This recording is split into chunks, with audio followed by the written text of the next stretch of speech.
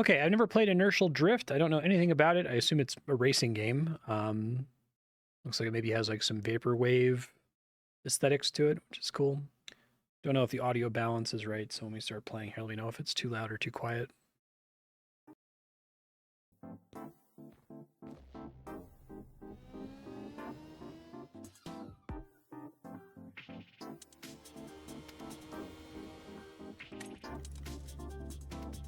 Howdy, folks.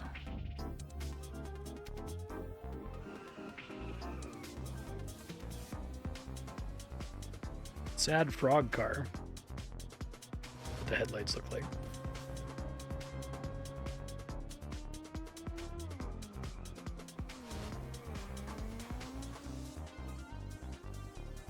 Game seems a bit quiet in this cutscene, but we'll see when we get to actual gameplay. Initial D, yeah.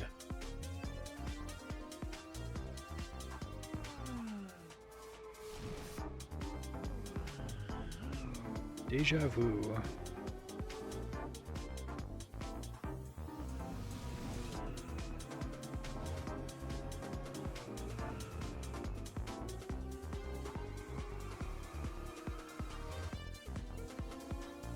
But very little exposure to drifting outside of like Mario Kart, right? Very arcadey games, and then any racing game I've played that's had a drift challenge, I've been terrible at it. I have played through this game before. Okay. New face. You want to learn how to drift? Drift? What's drift?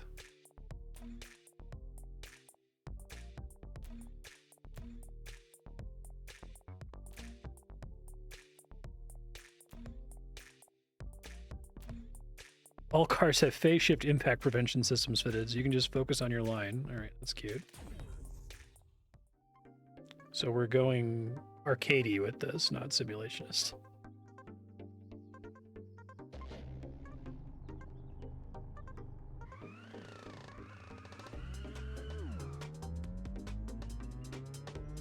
Left stick is for steering. Oh, the right stick is for drifting? That's kind of cool.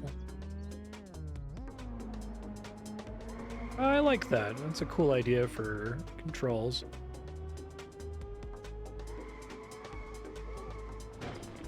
Okay.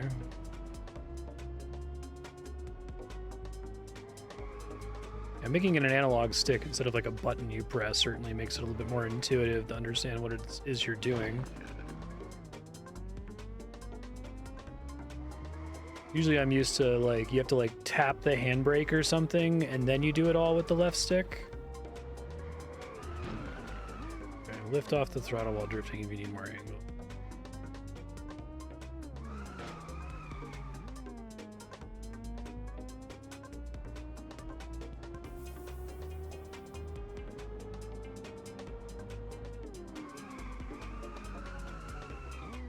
Do you generally let off the gas pedal when you're drifting in an actual car or in a simulationist racer? It feels natural after you pointed it out.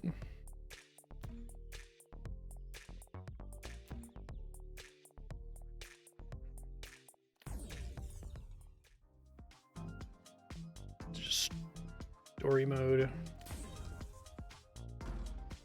Let me see if there's anything in the settings I need to worry about really quick here. This all seems fine. Also, all seems fine.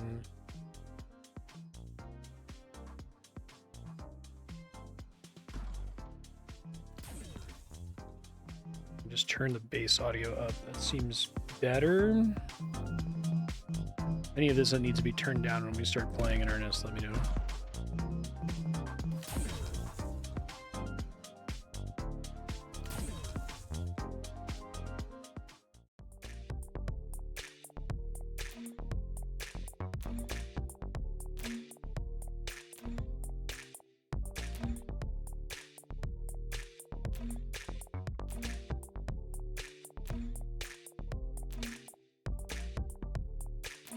Buggy.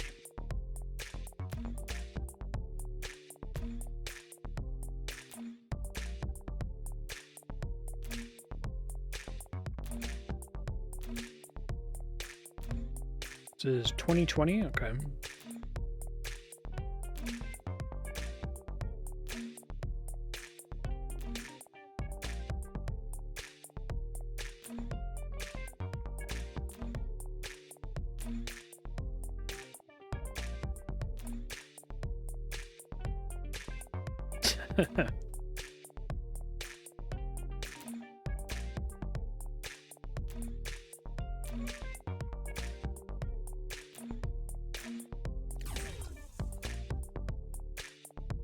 Edward, acceleration, handling, top speed, difficulty.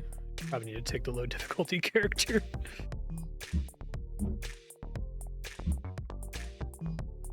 I pick it based on the face on the car. There's a happy face on that car.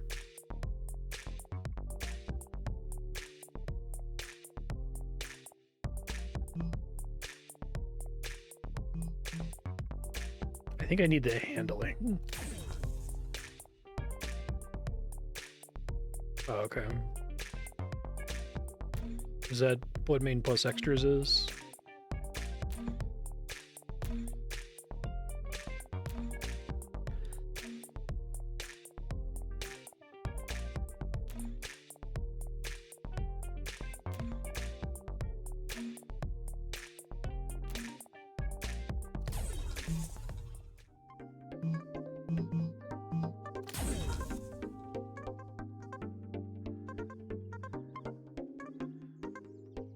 I think you originally just said it's a 2-hour hauling to beat, but we'll figure out what side content to do as we go.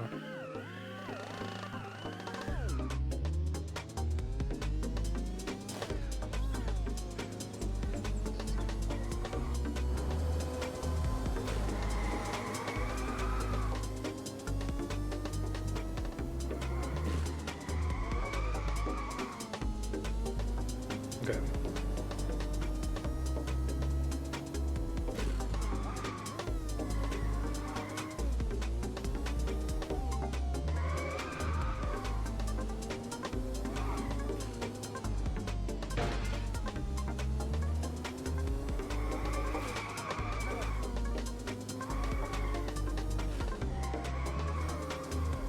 How is the audio now that I turned it up in game? Looks okay in the equalizer.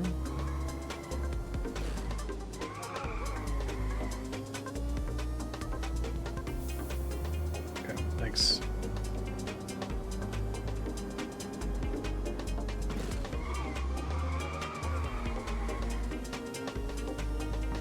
No, not getting gold.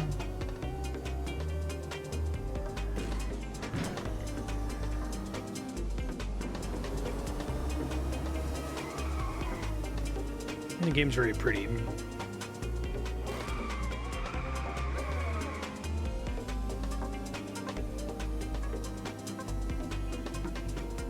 I like the idea of trying to focus on drifting specifically.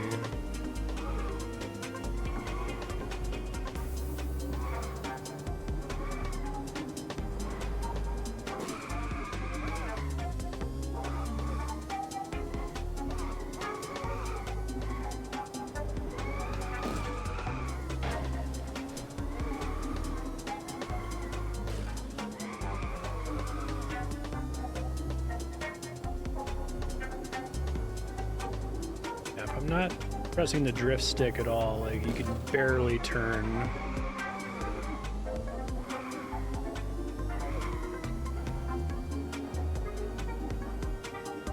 It's kind of an interesting choice.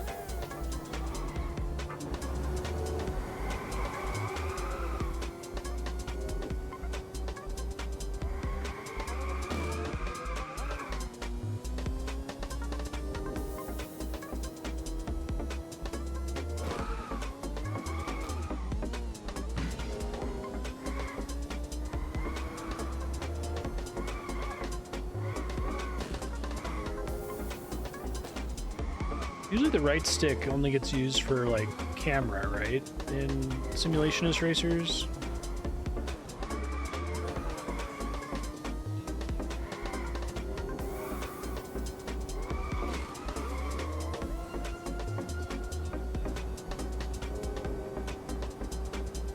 I like the idea of using it for something else, even if it's not, you know, arcadey drift stick.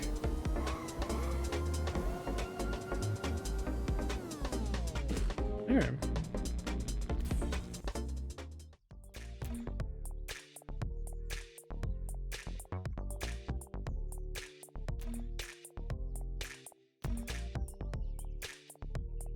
Esme.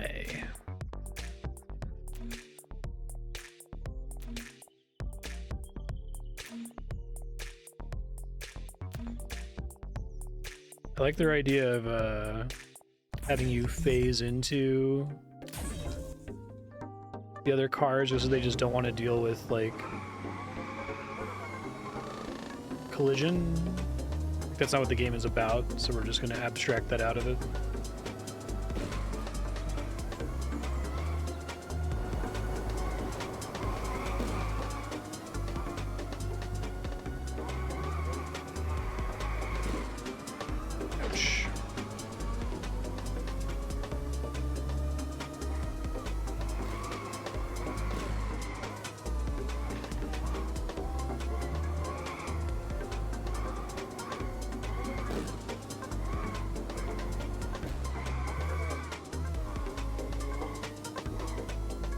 You versus the track, not the other cars, yeah.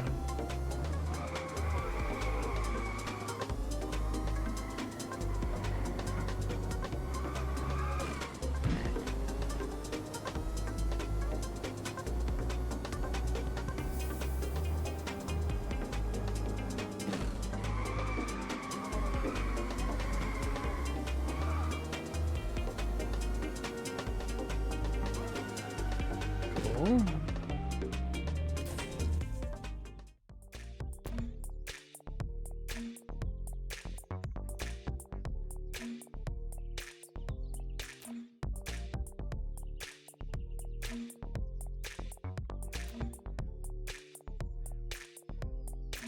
Supposed to have any fun if you're always studying things. A little bit different. Really pushing Edward is like, I just want to have fun. Don't make me learn anything.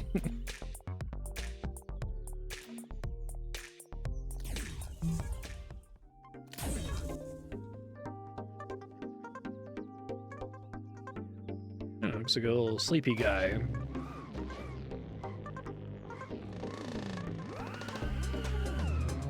You want to like wait to press the throttle until the last second.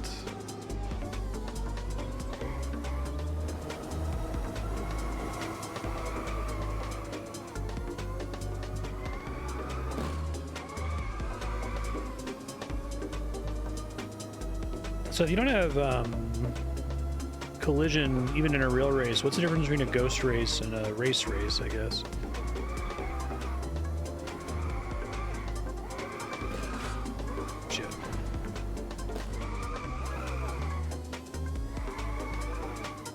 I let off the gas and I press it again to like straighten out essentially.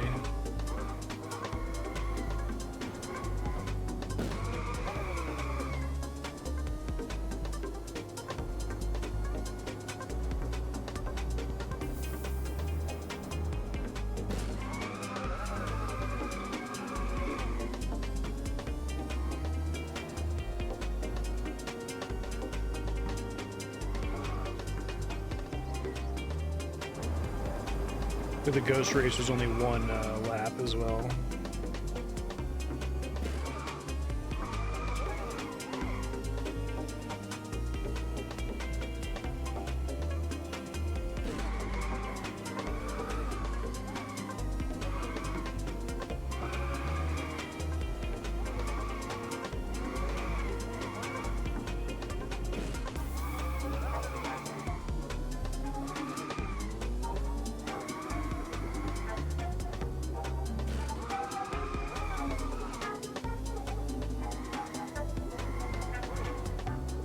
Oh, I see.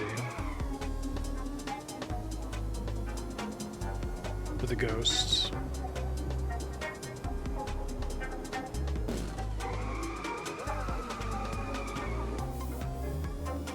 Does using the drift stick, just pressing it at all, automatically affect my top speed?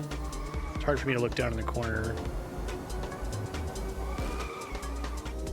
looks like maybe it is dropping it a little bit. Makes sense that it would, I'm just curious.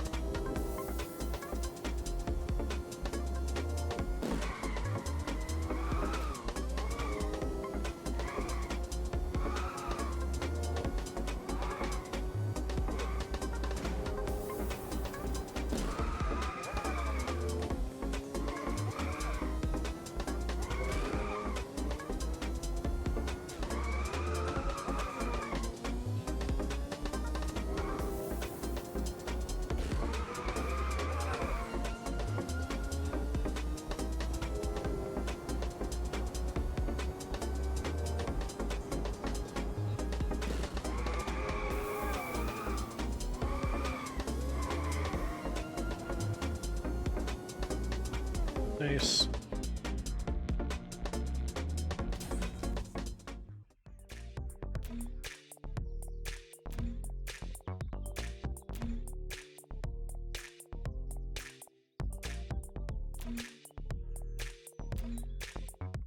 Just messing around. You're gonna be real annoying if you keep doing that, buddy. As someone who, whenever I play like competitive games, like board games, does not care about winning at all, I find don't say that because you're gonna annoy everybody else. Just so you all know, I don't care about this. I'm happy to lose. People are really annoyed by that, and rightfully so. At least take it seriously temporarily.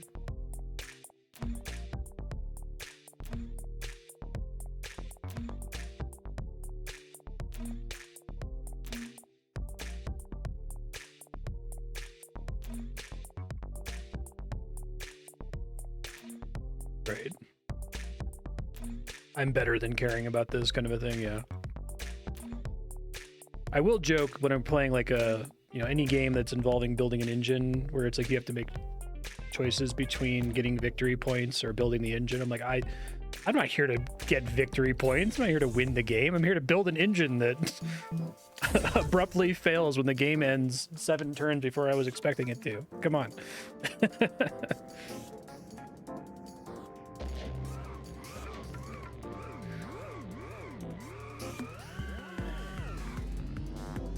This is interesting. Player rival.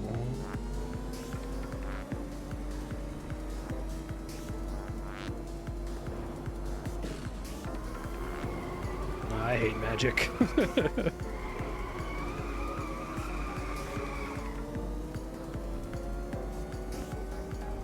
gonna try to do a thing 1 out of 100 times. Essence of a Johnny player in that respect.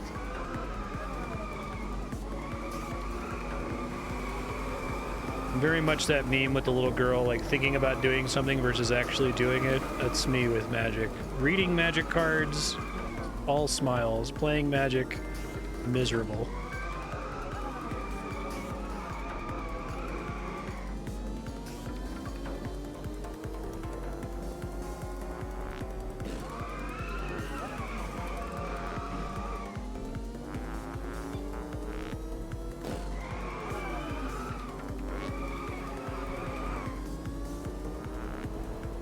So what's causing us to get score here? It's a much harder level.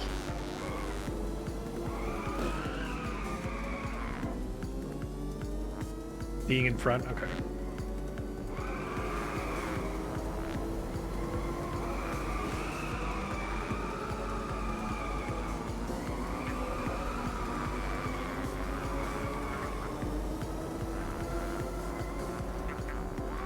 But there's like a amount of time that has to pass before you start accruing score from being in front. It's kind of cool. Distance, I see.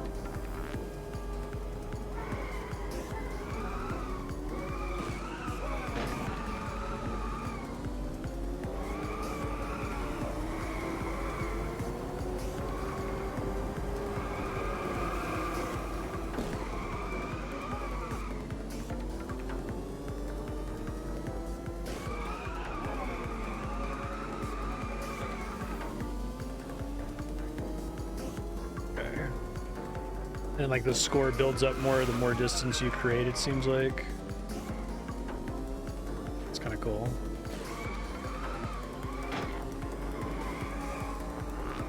I feel it's sufficiently different from just, you know, try to get first place and win.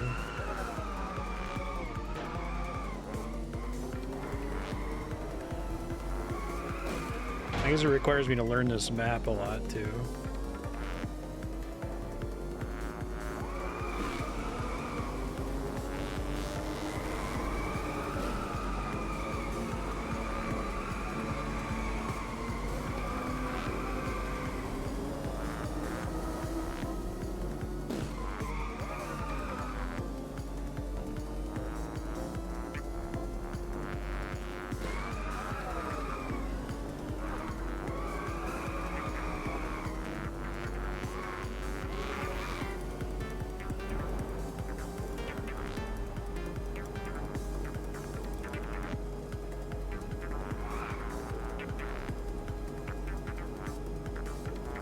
Keep instinctively trying to like block him from passing me.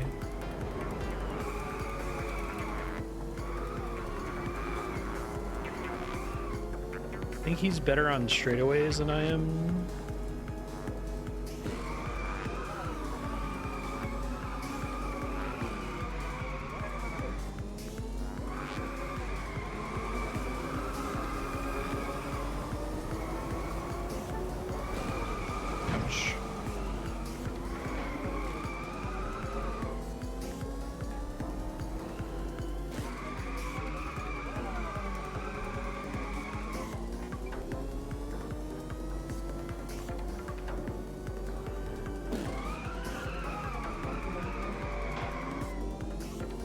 My opportunity to make up ground here is on the really twisty sections, huh?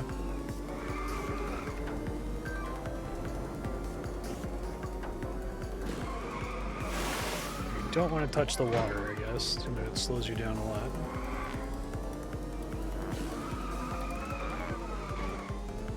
Yeah, I'm fucked. That's okay. Get it next time. This map's much harder than the first map.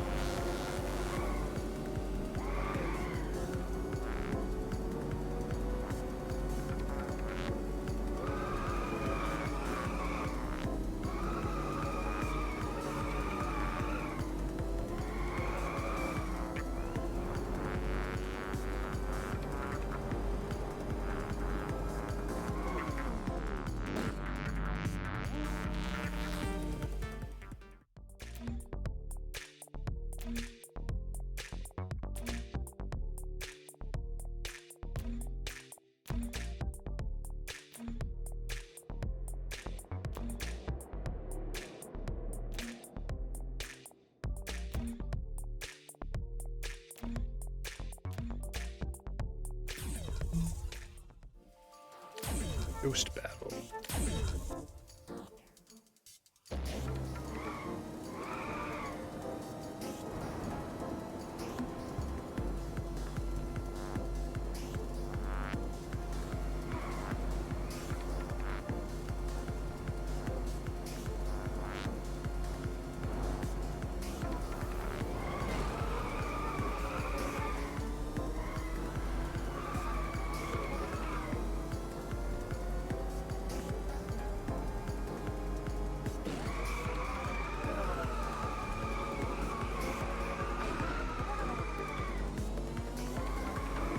Am I racing against my best ghost or my first lap ghost from last time?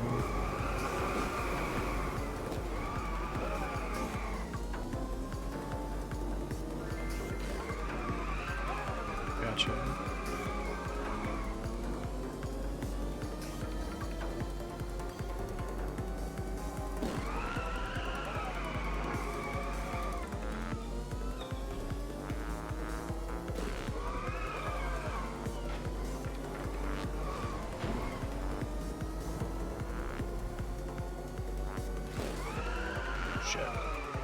Got confused on which way that turn is going to go.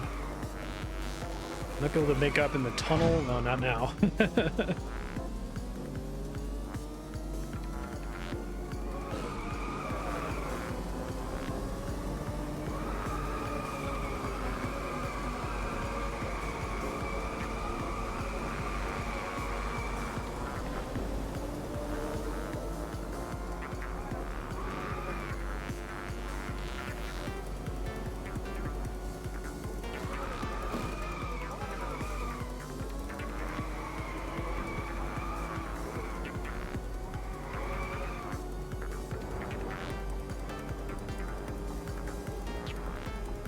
Close.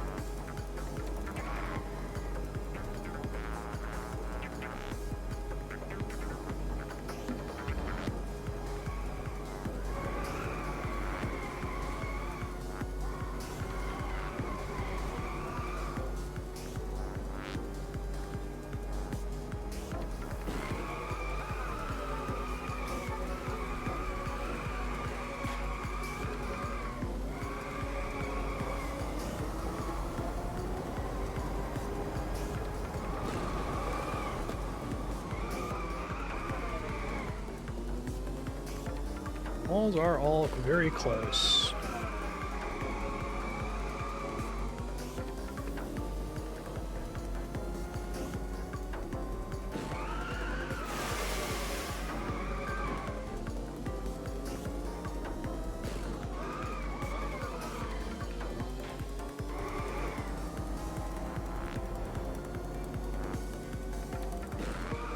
It's the one where every time I get there, I think it's going to go the other way. Like, remember that that's left, not right. Fuck. I think I hit that exact wall last time, too.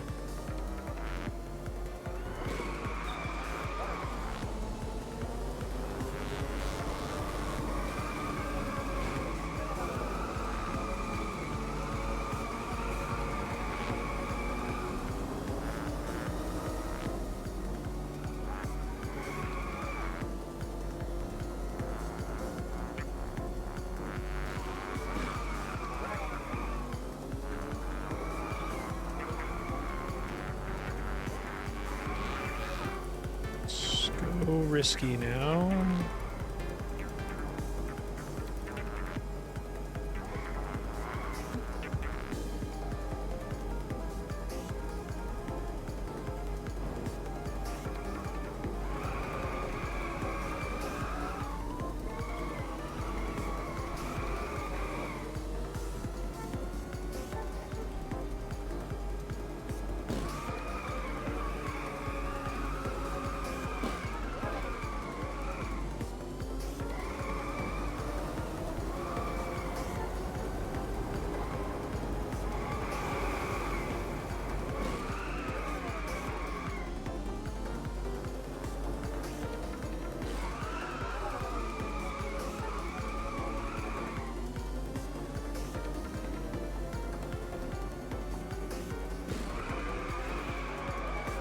Fuck.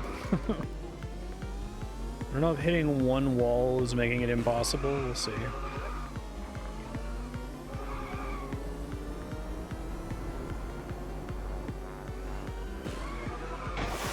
It's the one I always get screwed on.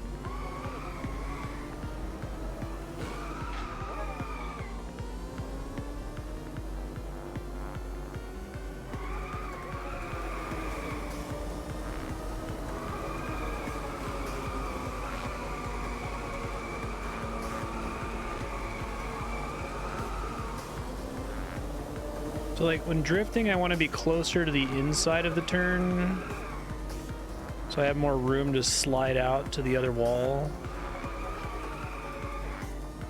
It's going to take me a while to build the intuition for that. Fuck. I might actually overtake him there for a second. And no dice. Behind by about the same amount every time.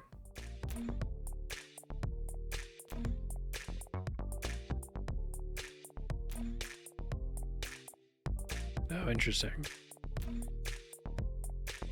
Slam on the brakes in the middle of a turn.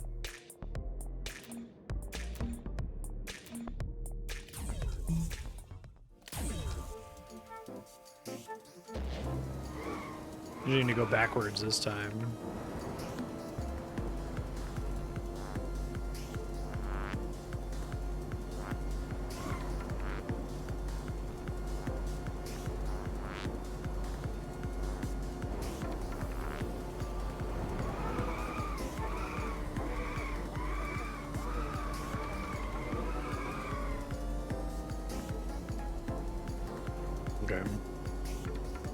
I guess I have never like actively thought about that. If I've ever done it, it's just been based on game feel alone.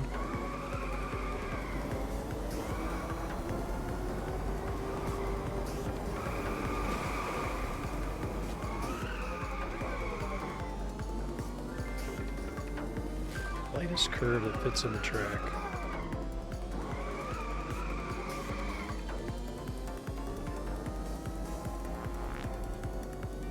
What does the braking in the middle of the track actually do for me?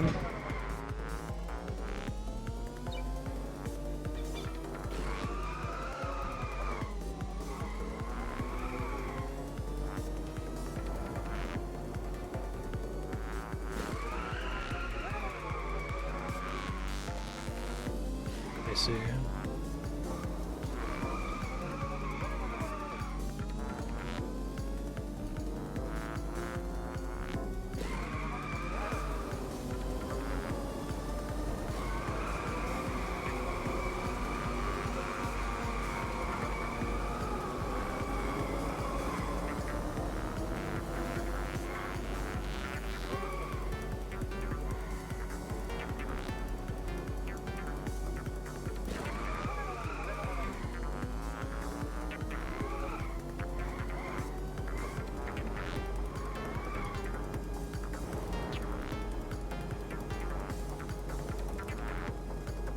A little short of gold.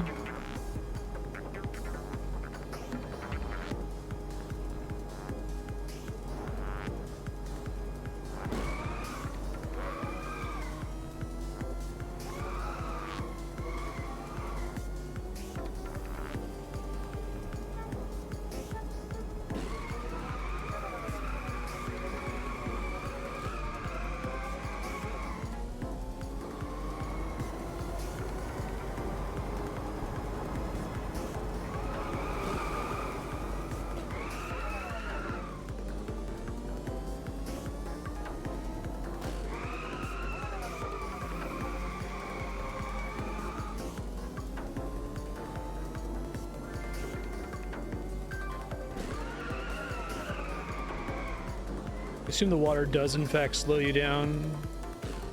Be a way to help you make sure that you're in exactly the right part of the road there.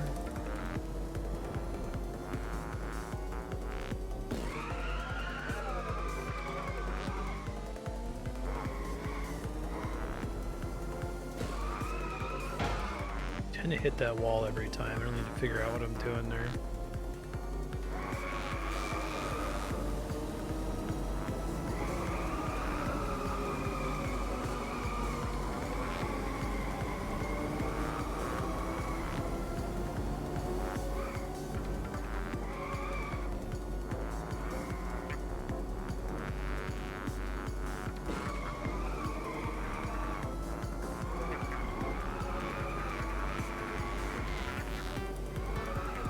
Better or worse? Let's find out. Slightly better.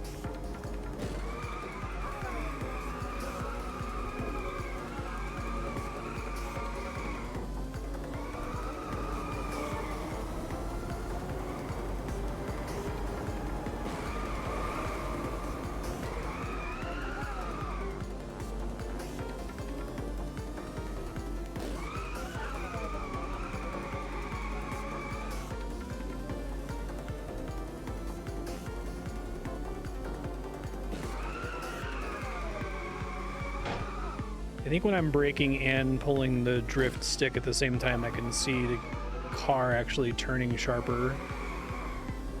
That helps a little bit with the player feedback.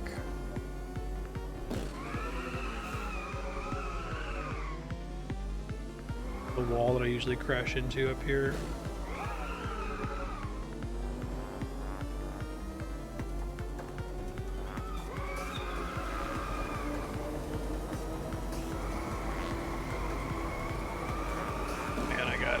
A little bit too excited there.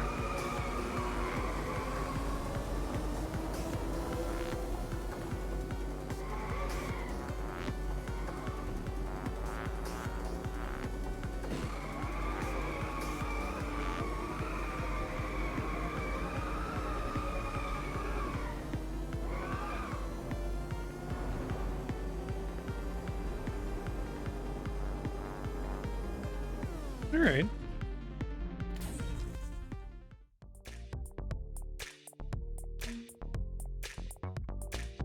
Our goals may not be the same, but I think we both love driving in our own ways.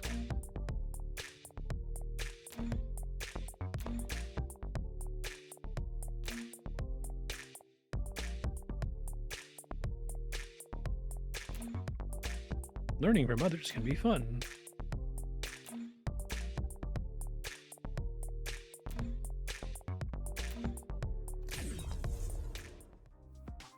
Snow Mountain Sprint.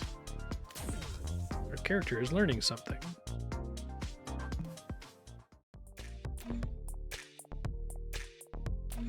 You know you have bad circulation. Samira.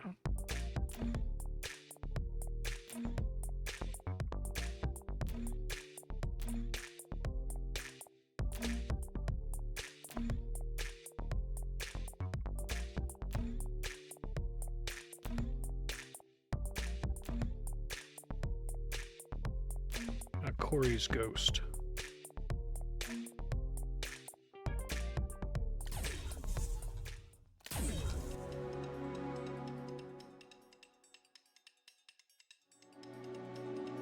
Corey was a driver I went up in the first level.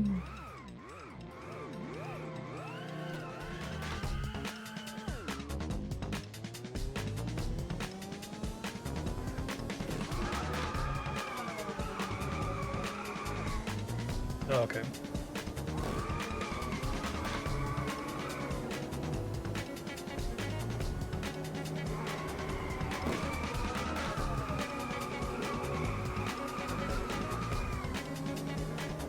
These levels are really different from each other. I appreciate that.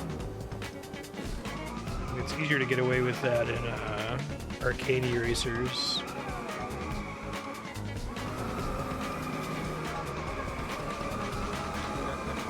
They definitely feel designed around the mechanic they're trying to emphasize.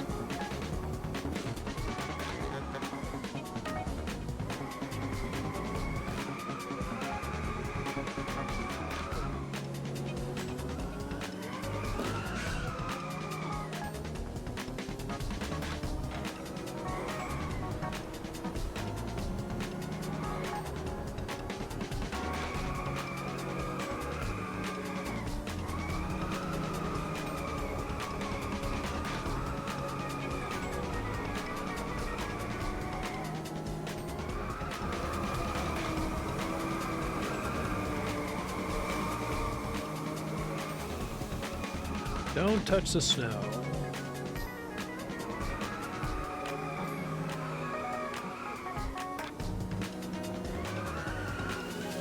Ouch. Ooh, that's probably unrecoverable.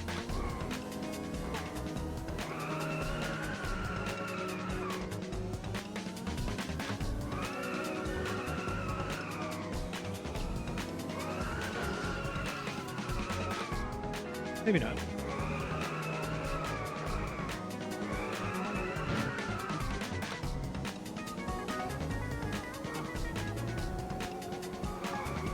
I could have taken it there, but gotta learn these parts of the level, I guess.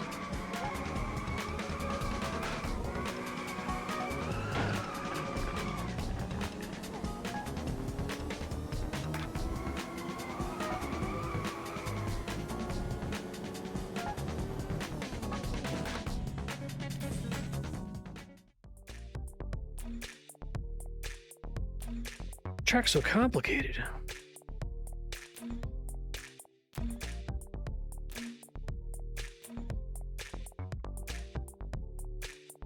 Why do they let you progress even if you don't get first place?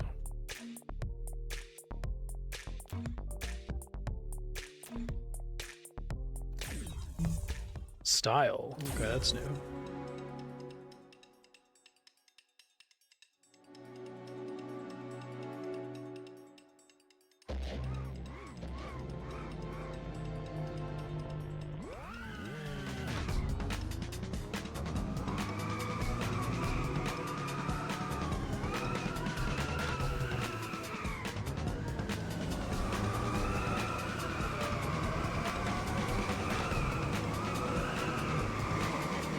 Here I'm like trying to build up a combo by like not stopping drift.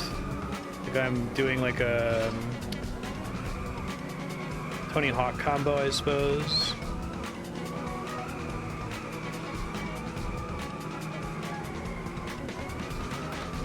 That's cool. It feels pretty different. You're not just trying to drive well.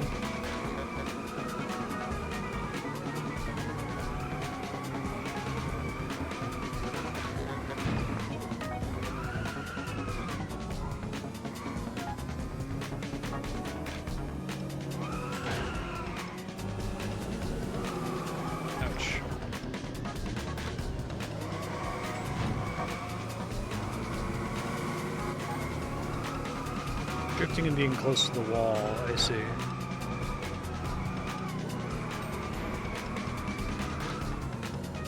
Hey, I'll take a platinum. Totally calculated.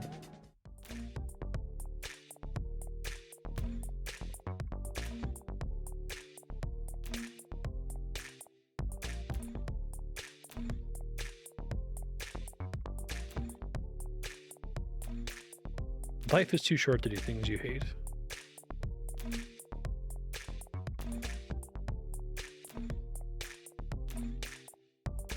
Let's do it, Corey.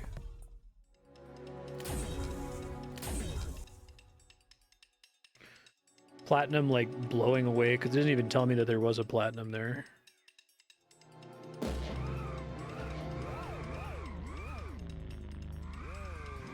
Okay, rival mode's really hard, I think.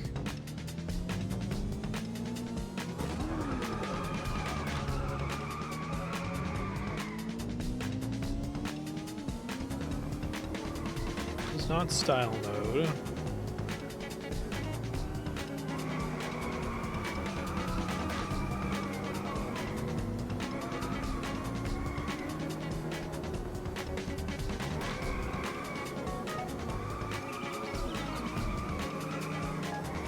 I think I misunderstood last time. Like, is there still a max? Is it like you can win on slaughter rule if you fill your bar, but other than that, it's a max of 3 laps, and whoever has the highest score at the end wins? Gotcha.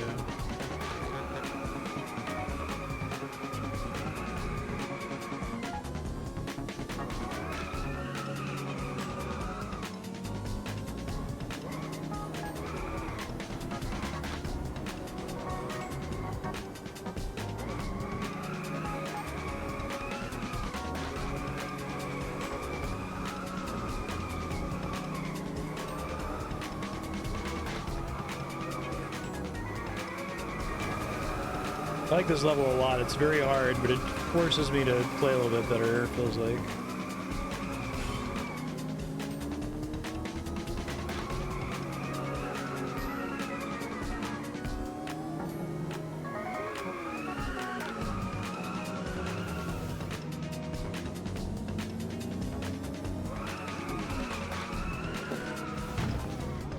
Thanks, Corey. I don't know that I did.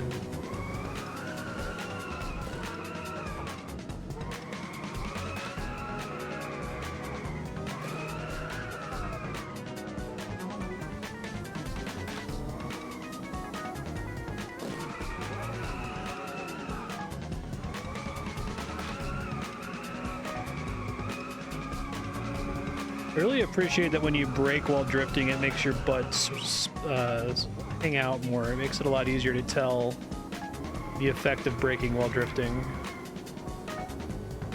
It's a very minor visual effect.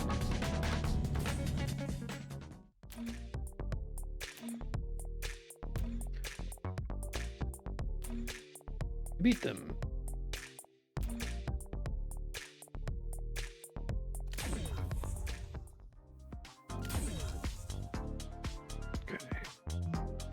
Sunset Sea Circuits.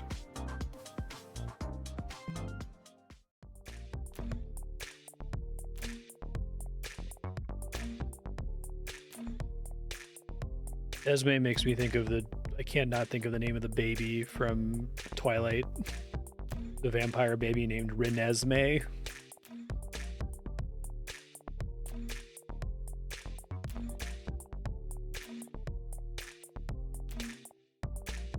where like the film adaptation made the questionable choice of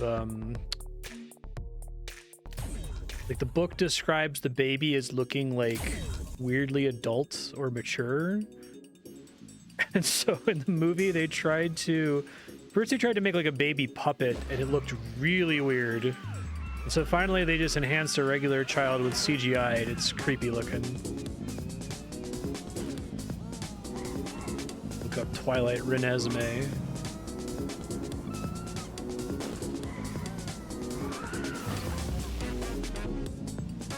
What does it mean for a baby to look wise?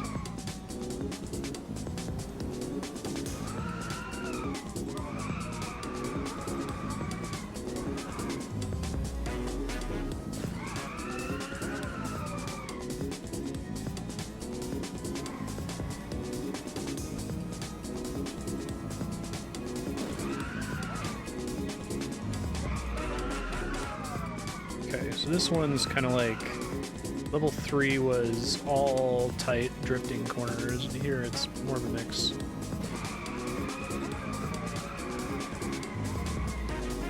These feel like really good tracks. See why they have you run through them several times.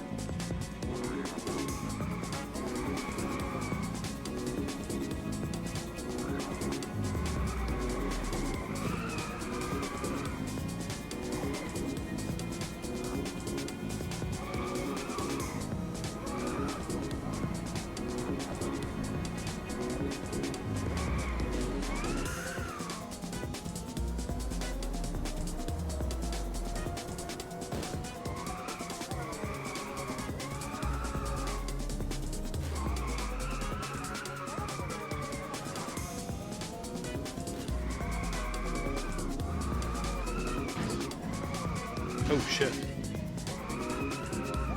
I have not been in this place before.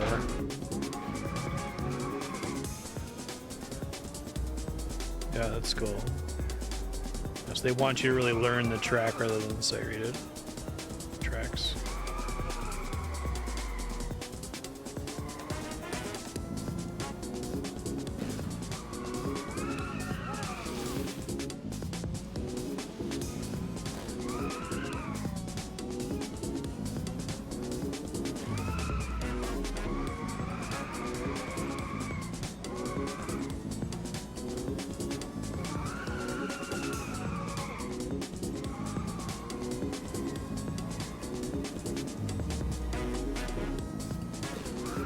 Kind of feels more like counter steering on a motorcycle.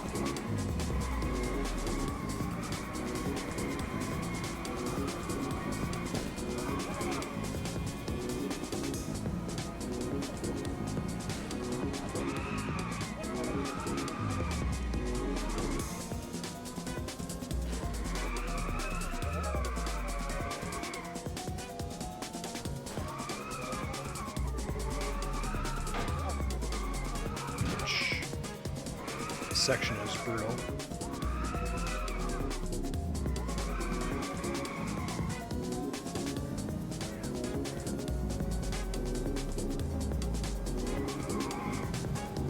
I did better, but still not enough for gold.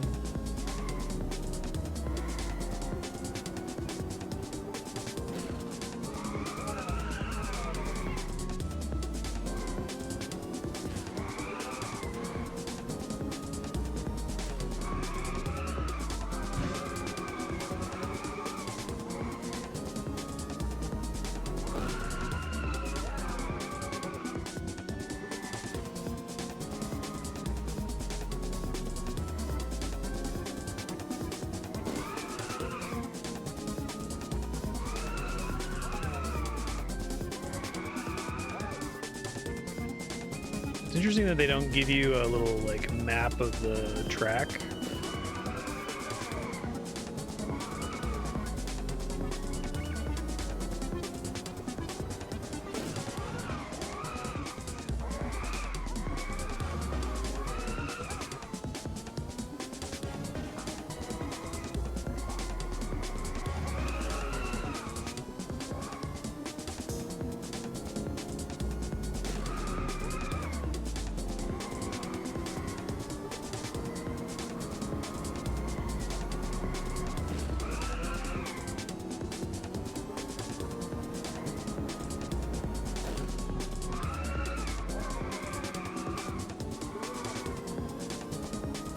It's impressive how intuitive this use the right stick to drift concept turns out to be. I wonder how much like putzing with the game feel they had to do to get it to feel good.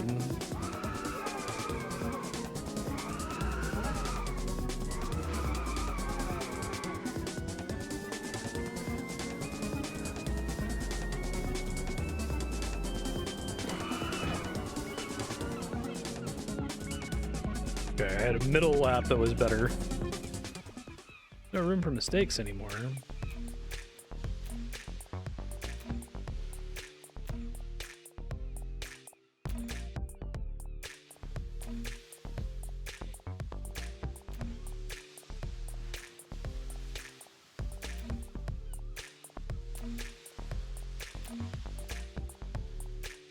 No rules, no pressure. All right. No rules. Now here are the rules.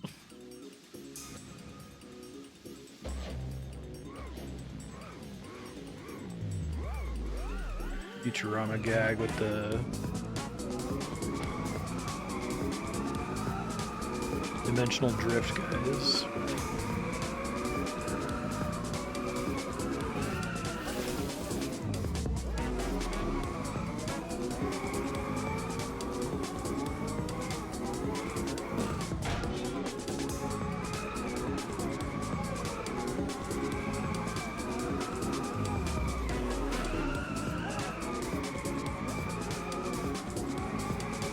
Each time I change drift direction, I'm resetting my score, right?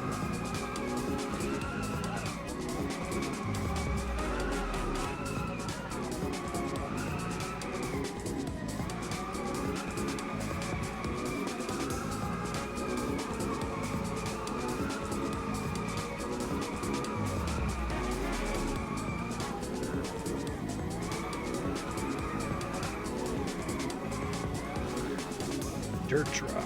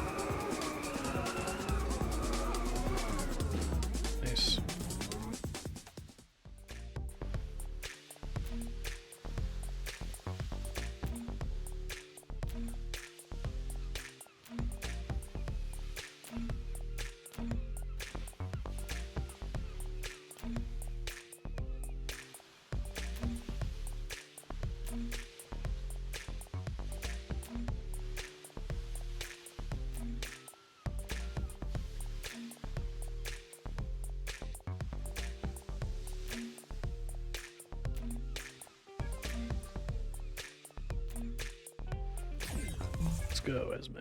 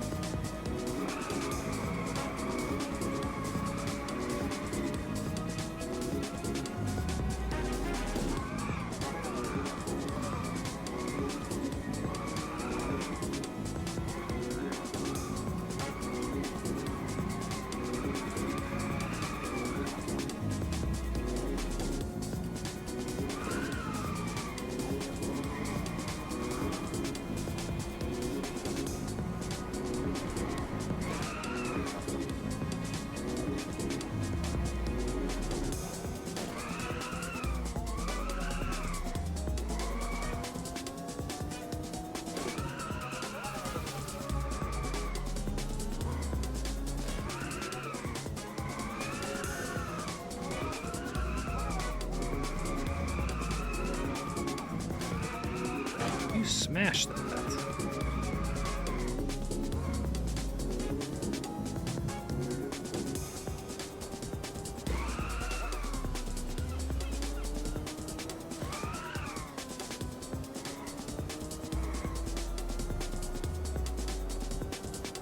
It's where they're gonna really catch up to me because it's like probably have one of the slower cars, but better handling. So anytime there's a long straightaway, every other character catches up to me.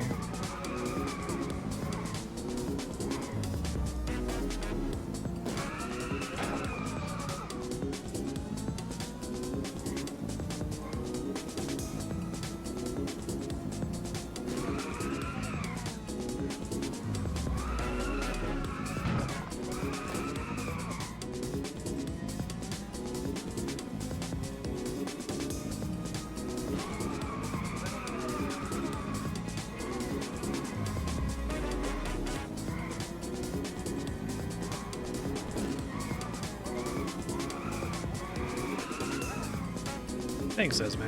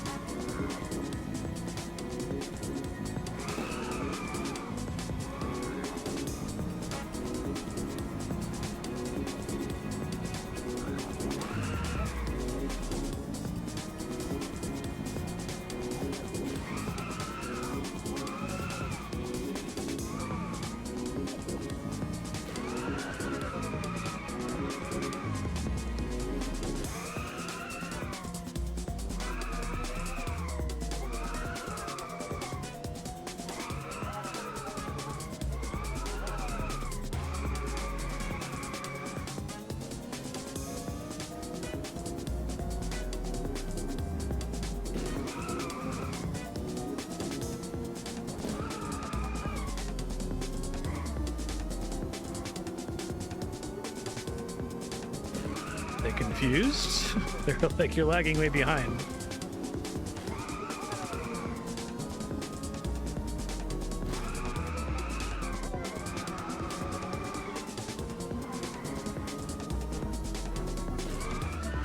Shit.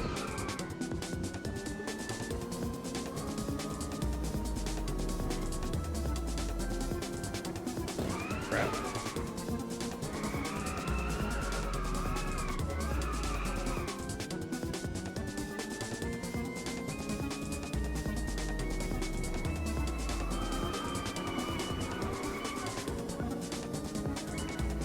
This little like slalom part.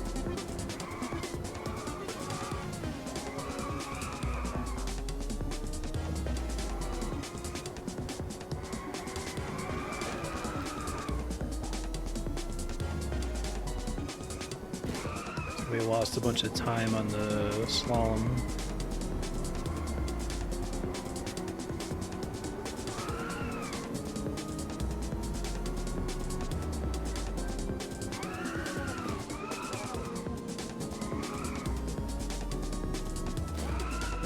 Shit. Whoops.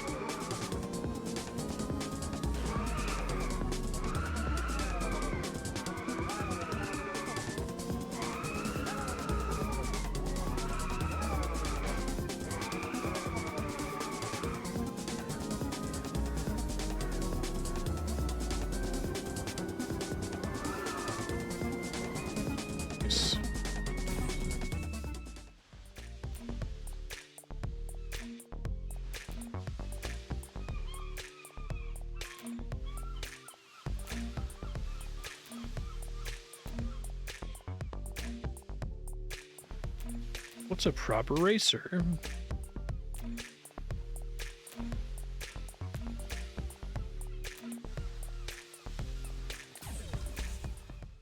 Mount Kirino. Okay, so this is the initial D level.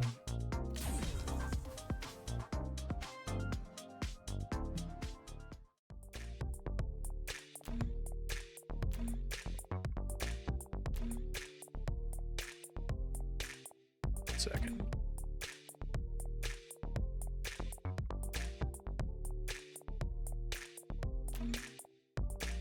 I'm Seth.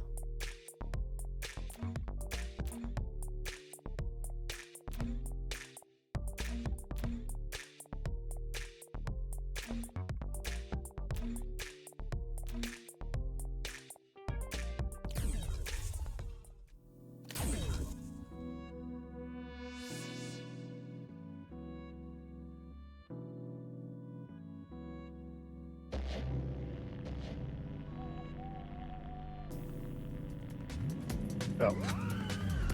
I spaced on the controls for a second.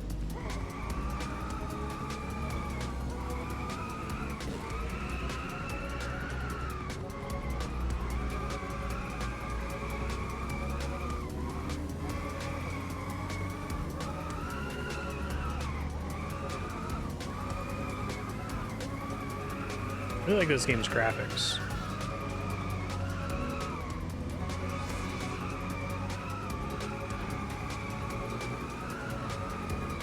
Shit. That's a lot of points lost.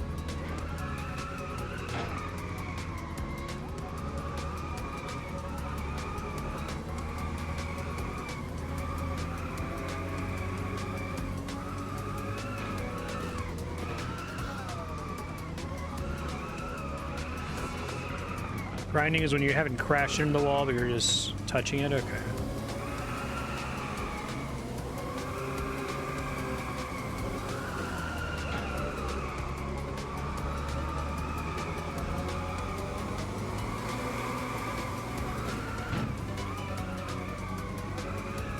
Alright, Seth. Whoa.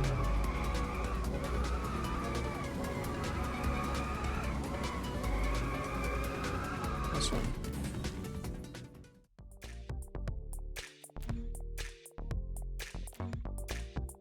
Driving with someone else is different.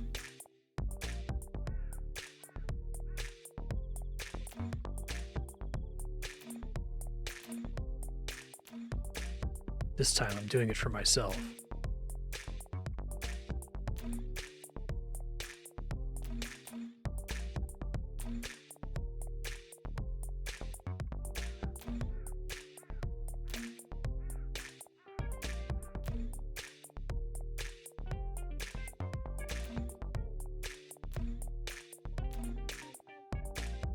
Relax.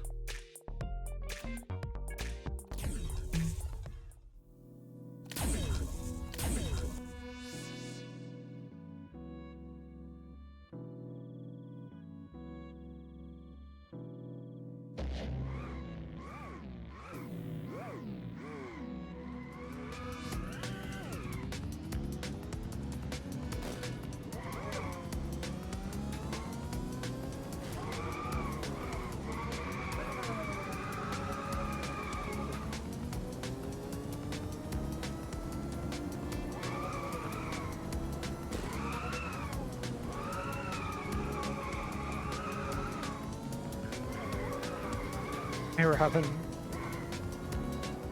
Thank you. Miss you too, John. It's my brother-in-law.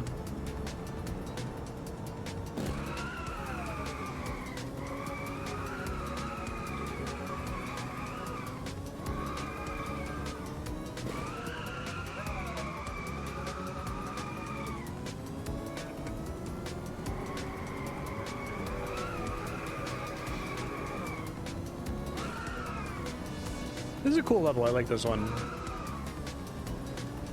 I think the snow level is probably my favorite so far.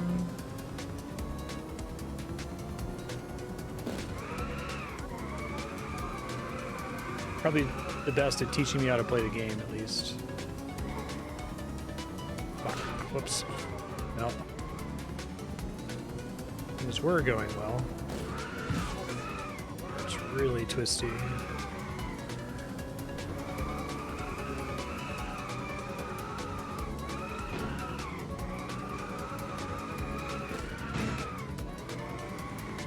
I know there was a Initial D arcade game. Did it have any kind of like custom mechanic to make the drifting easier to do like this with the right stick?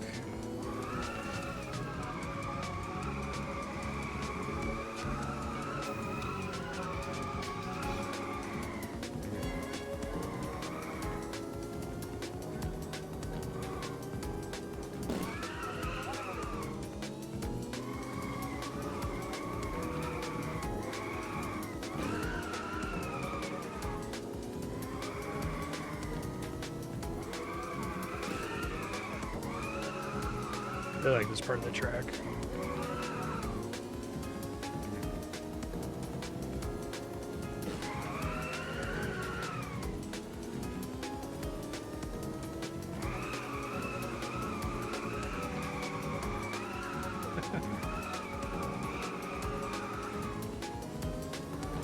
I've only ever seen like the arcade machines at like Japanese arcades.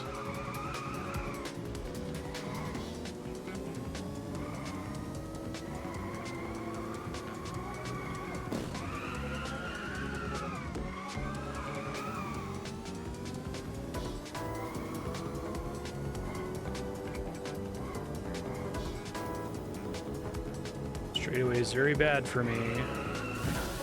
That's not good.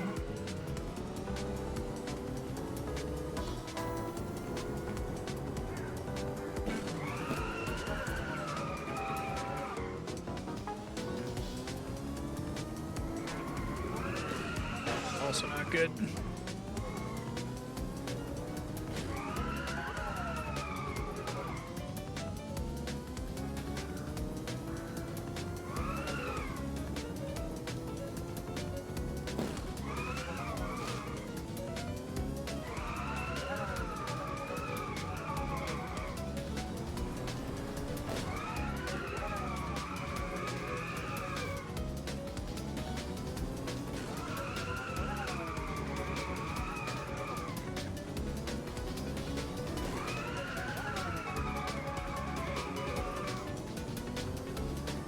Maybe you can see their headlights clip through the environment if they're really far behind you like that, so you can eyeball how far behind they are.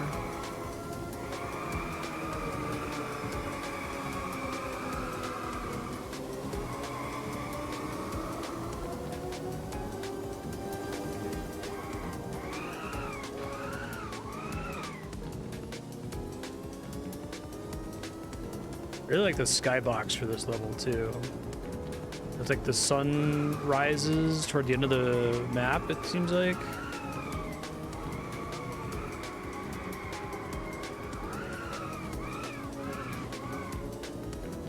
This is a really rough sight read.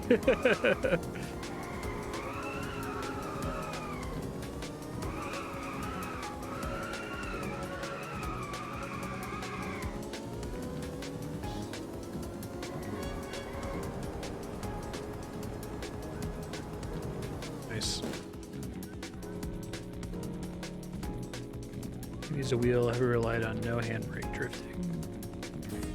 Judge Trevor Rocky to speed stars. Cars are very loose, drifting all the time.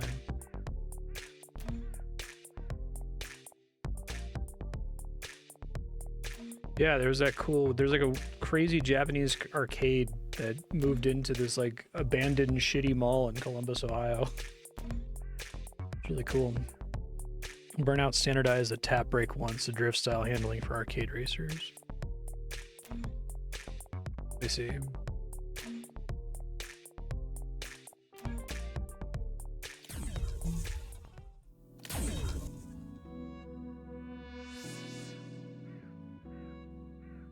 Alright, now I'm gonna get my ass kicked.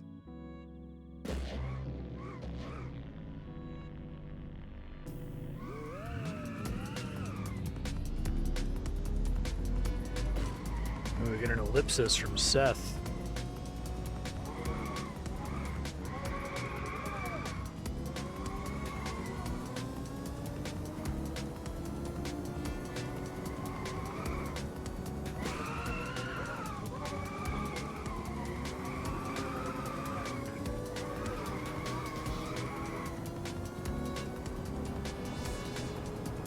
Burnout 3 is probably still the most like satisfied I've been playing a racing game, just because it feels so good to pancake guys into the walls.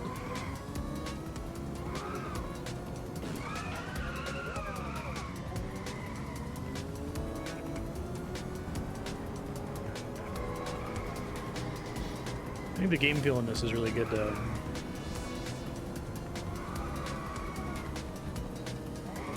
I think their stick premise is very smart.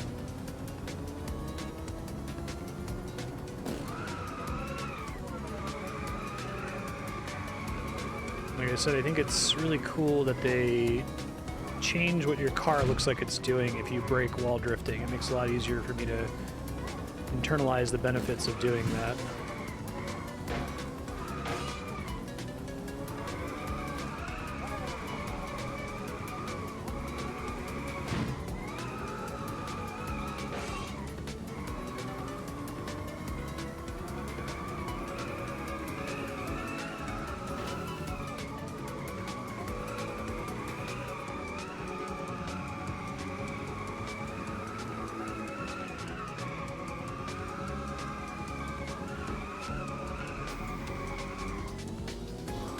got some time there. That's nice.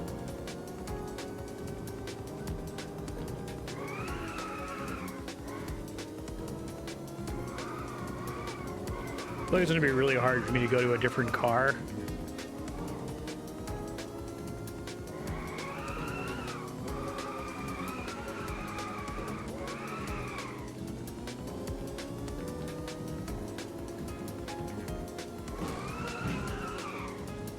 Have we seen anything new about the new Mario Kart game, aside from that it's going to do the Forza Horizon open world thing?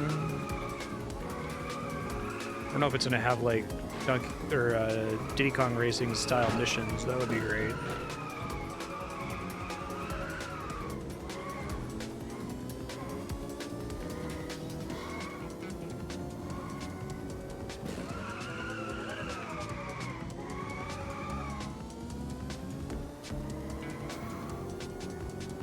Seth's really gaining on me in the straightaways, it seems like.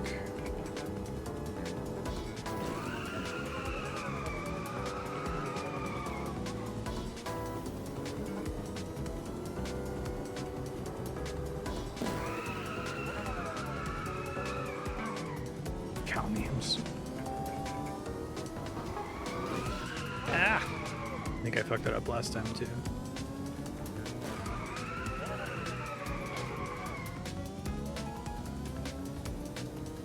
Scrappy indie game. So much better than any AAA racing game from like the last decade.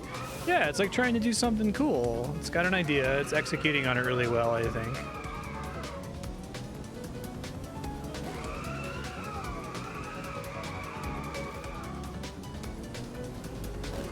Definitely feels like their core drift stick mechanic has that, you know, love and attention that a game like Celeste got.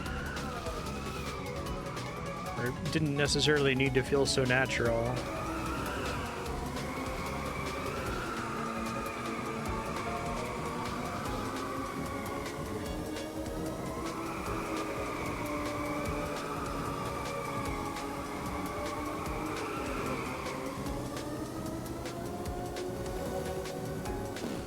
Ooh. I think I happened to sight read that last time. Now that I knew it was coming, I didn't do it very well.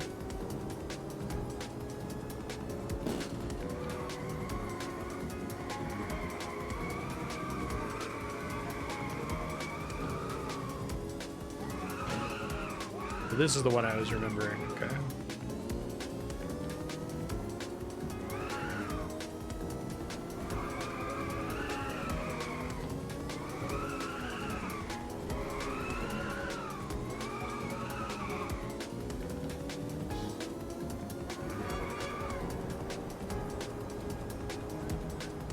Yes. Racing is about more than just knowing the track.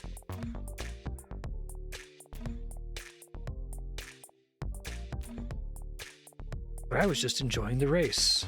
I guess sometimes we are the ones putting pressure on ourselves. I'll bear that in mind for next time. Me at the Summer Grand Prix? If Edward meets, like, person who cares the least. All right, so, I mean, we'll keep going because this thing put it on for 4 hours sub-block. There's some other cars to play as, but I guess my overall thoughts are the game's really good. I think that the drift mechanic is really, really smart, and putting it on a stick is a cool idea. It's one of those things where it's like, you have all these buttons on a standard Xbox controller, and it's kind of crazy that most racers use the right stick for the camera, which you don't need to use, right? I mean, obviously, sim racer, you don't want to have a drift stick that's not realistic, but I don't know, it's neat to see people experimenting a little bit and not just making the same game over and over and over. I really like it. I think it's good.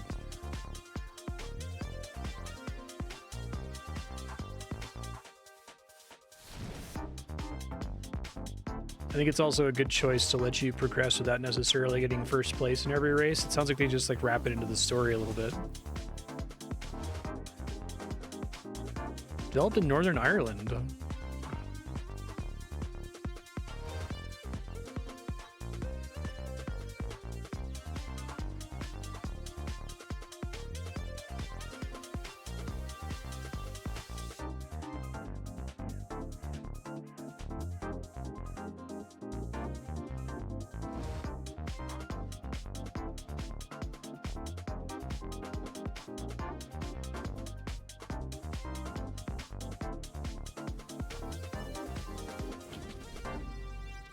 You're welcome. Cool game.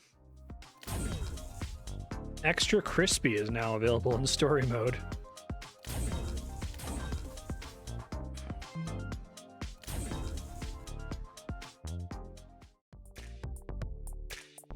Okay, so we saw that already, but now I can pick a character, right? To do ascending difficulty, so we do Ada with a Da Vinci Gecko. Okay.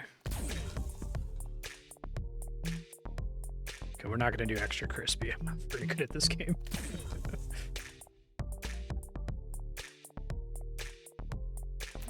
Can't waste a second.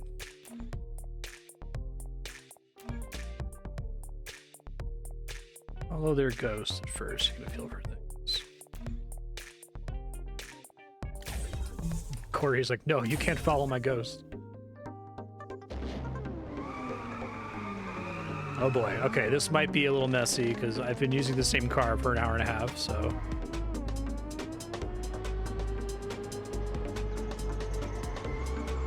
Now, is the other ghost on the track my track from playing as Edward?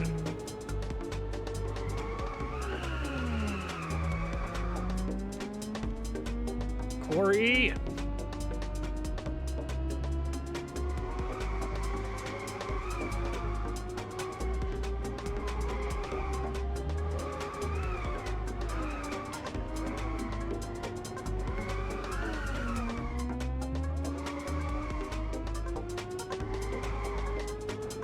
Like the ass on this car swings out more.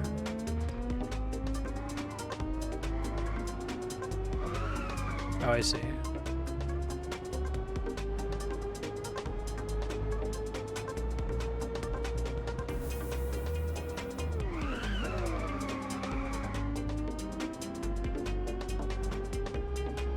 Okay, I'm getting annihilated.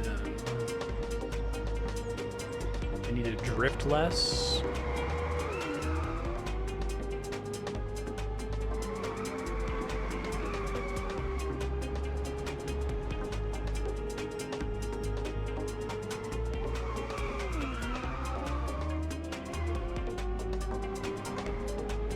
This car does seem harder to use for me anyway.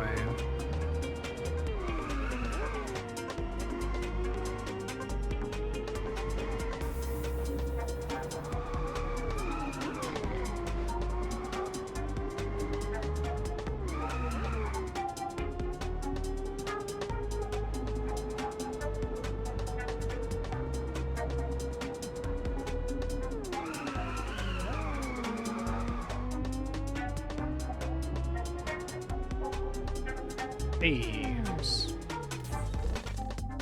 That looks smooth. I was just copying Corey's ghost. Drift and turn in the same direction, you can carry more speed.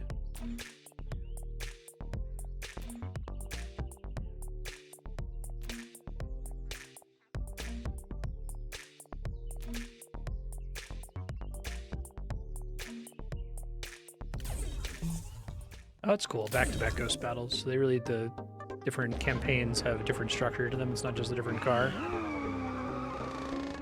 A neat idea.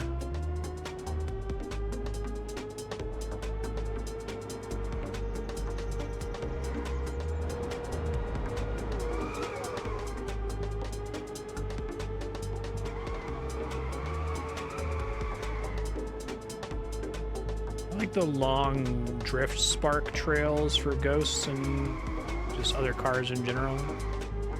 Makes it easier to tell what the computer is doing exactly.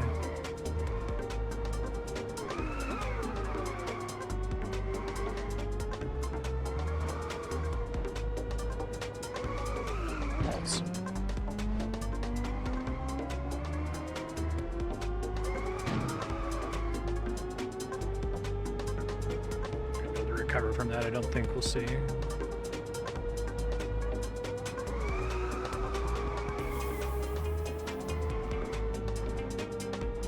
Ah!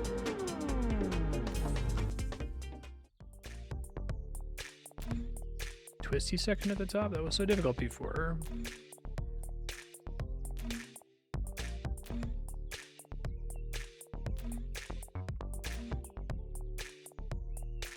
can't just copy the other racer.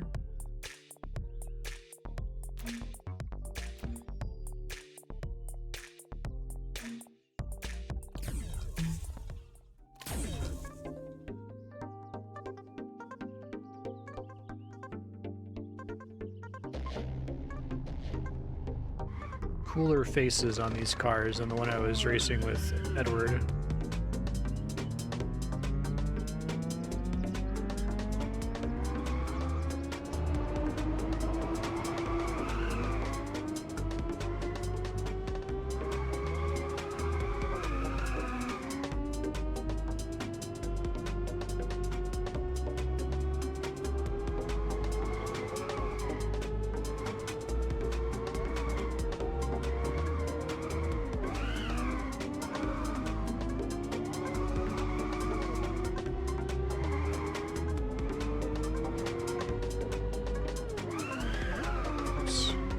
I need to not do the brake drift on this track at all, basically.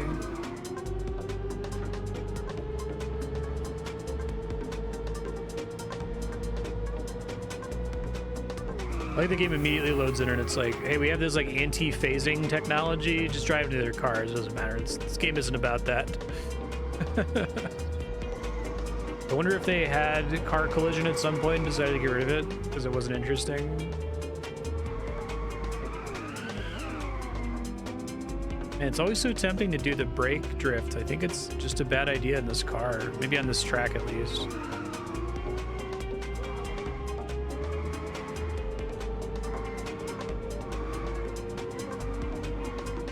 That was ace. Thanks, Corey. They're a good friend.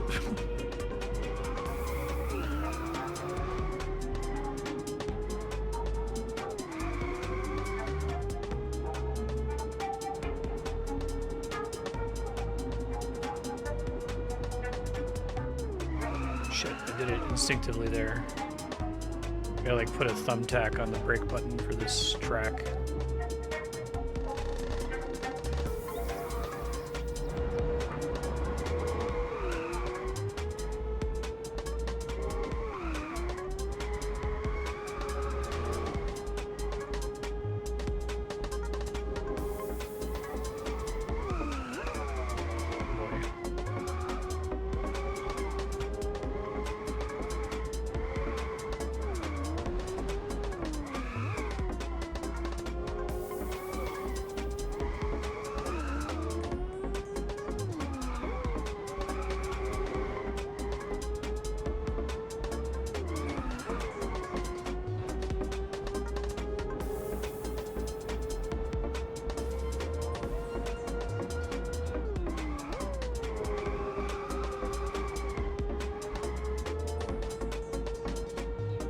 Hey, I'm surprised what they thought about what it would take to have the rival AI account for collision and just noped out.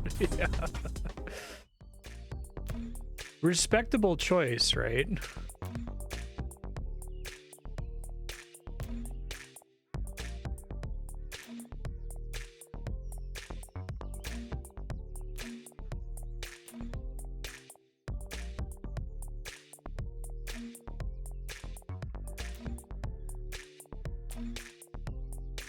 I also think about why people drive the way they do. Not really. Also can follow them and pick up their tricks, and does it really matter?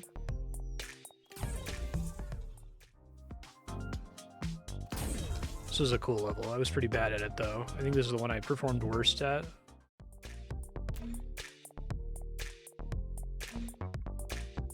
Hey Riku.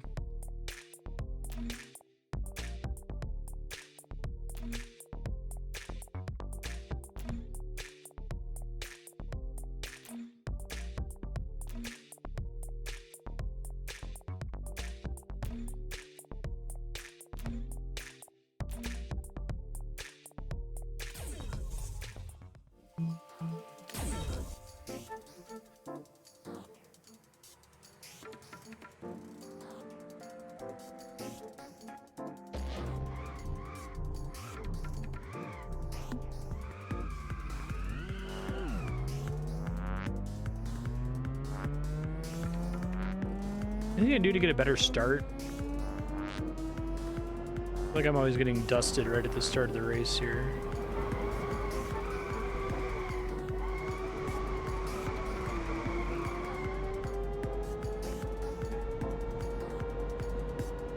There you can kind of see their brake lights through the walls. You can tell how far ahead they are. That's smart.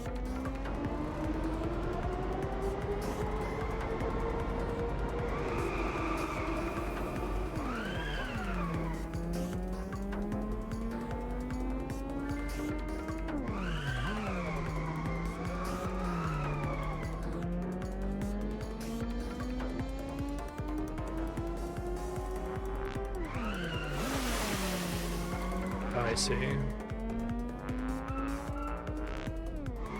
Meaning it counts as them coming in from the previous lap.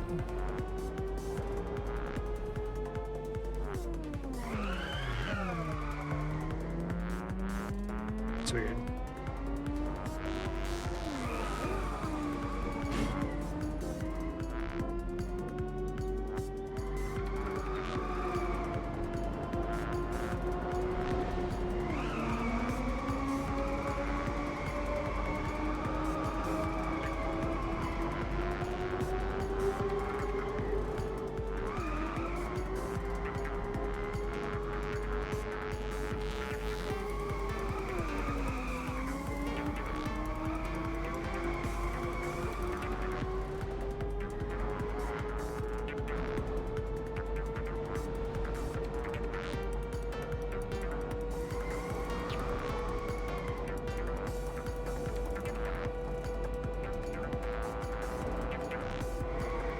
Possibly just an oversight for this level, maybe.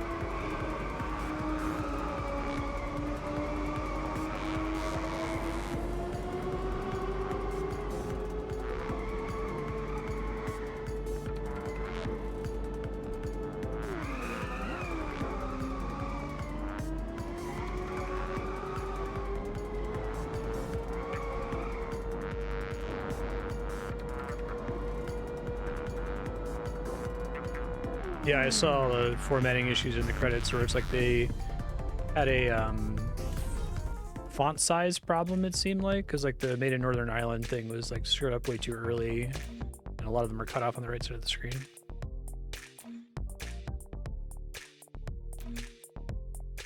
Because they spent a lot of their effort on getting the actual core mechanics to feel good.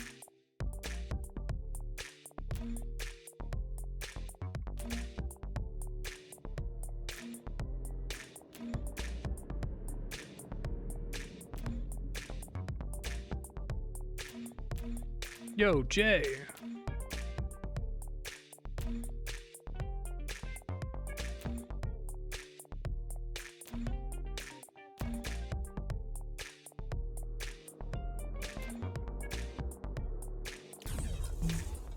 Duel.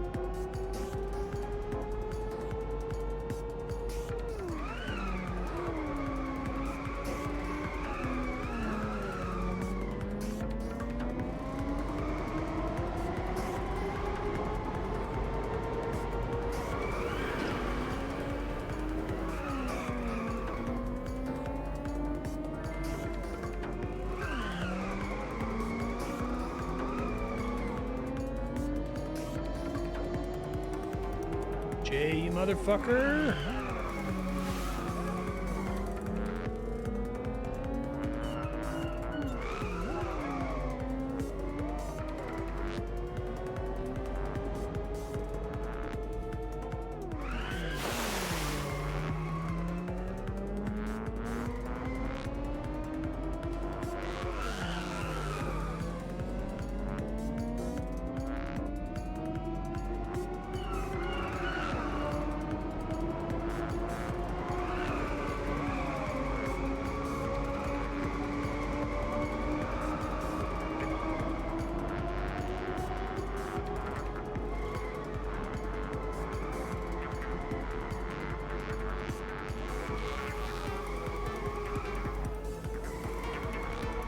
Nice.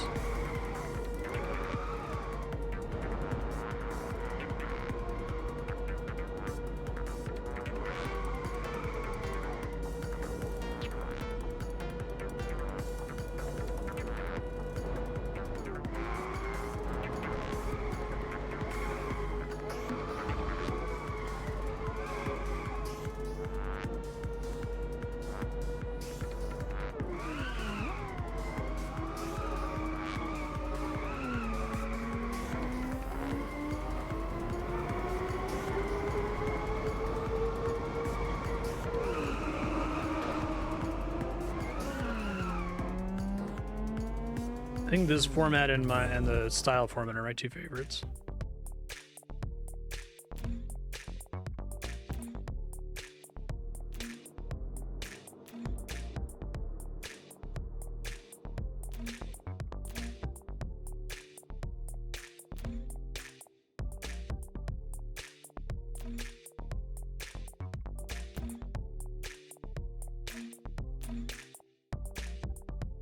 It is like racing Mega Man.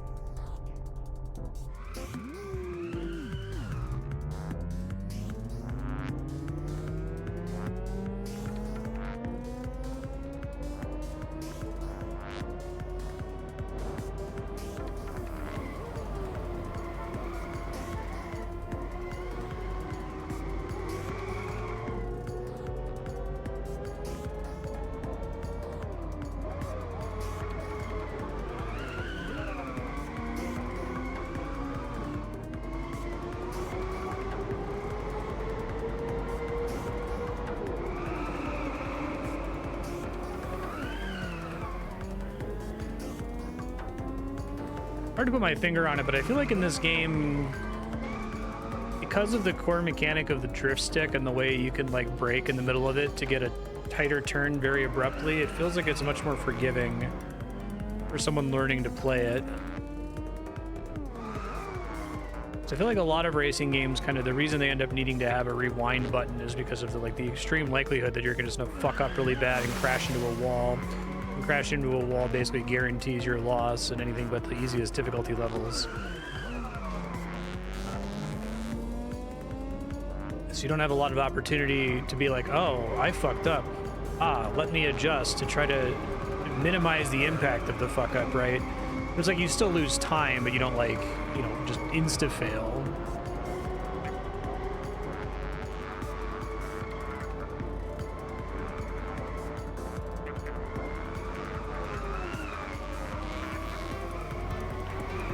Riku's car is faster than mine. What are you doing there, Riku? Seemed ill-advised.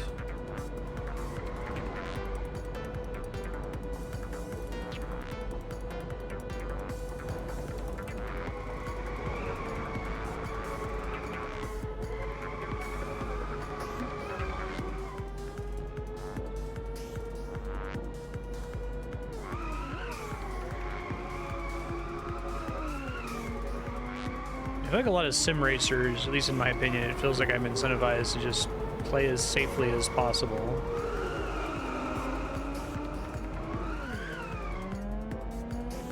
Opponents are good at showing you what not to do.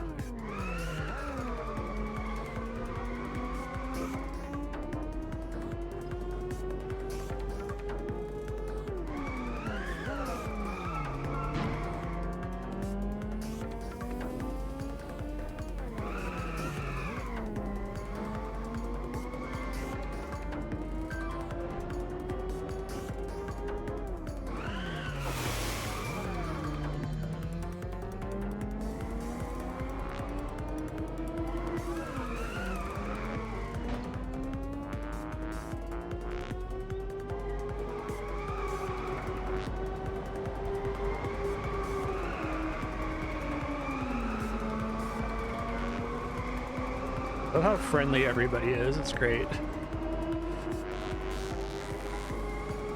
It's like an alternate timeline where somebody invented the ability for cars to phase into each other, and it destroys the gender binary. Greater than half the cast is non-binary and everyone is friendly. Fantastic.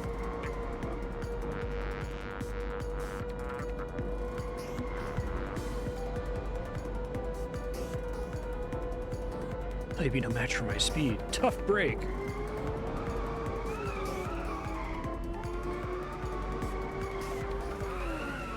How happy we'd be without traffic. That's what we're really lacking.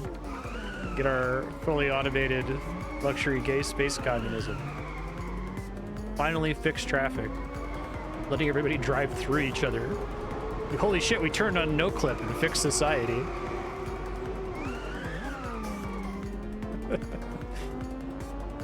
Sim racers are about consistency, like real racing actually is. I see.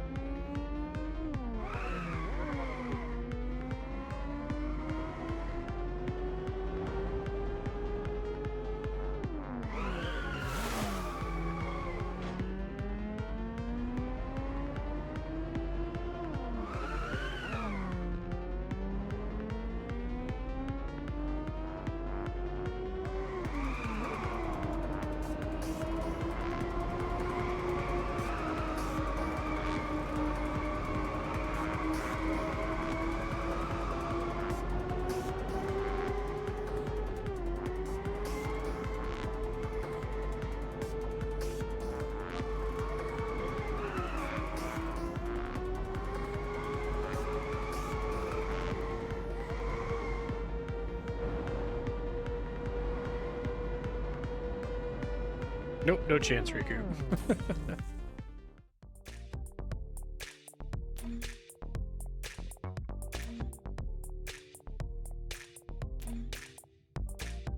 You should be careful, though, of relying too much on others. To really grow, you need to find your own path. Stop being racing Mega Man.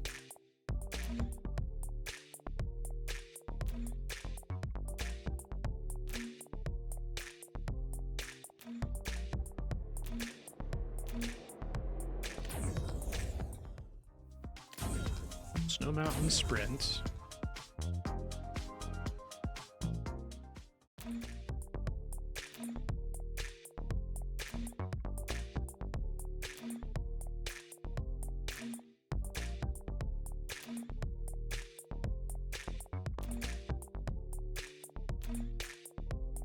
Only place they'd guide you into is a ditch.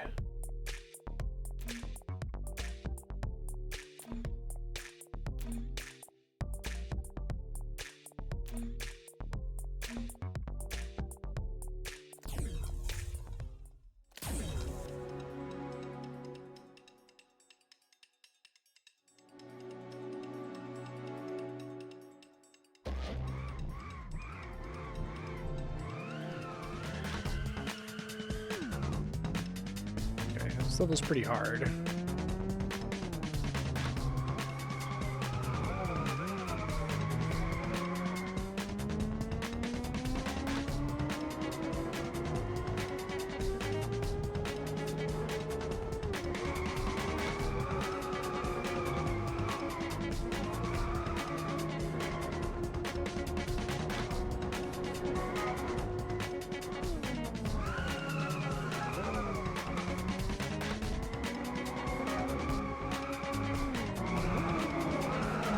This isn't really something we talked about too much. We talked a lot about how the problem with sim racers is that they just kind of keep putting out the same thing over and over. There's not really any developers, like AAA devs, making racing games that are arcadey anymore, other than Mario Kart, I guess.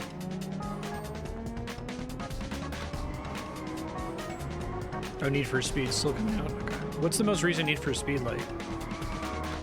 The Crew.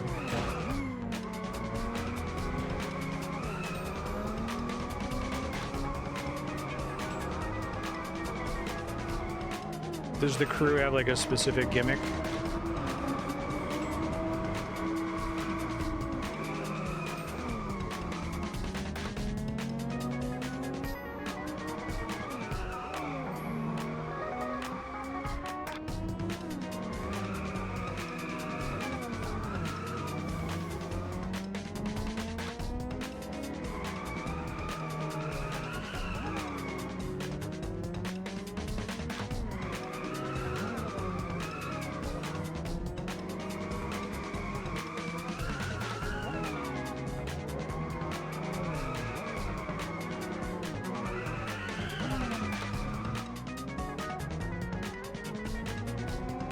Become discount Forza Horizon.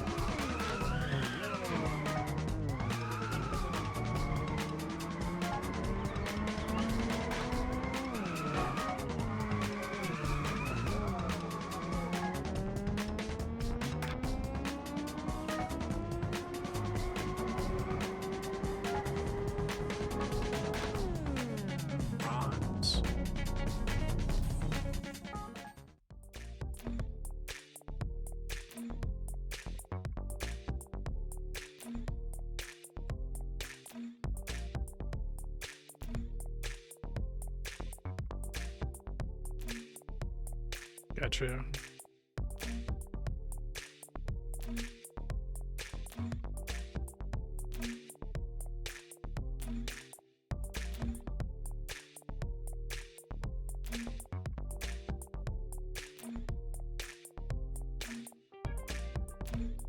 Oh, Edward's so like fucking pumped about styles racing.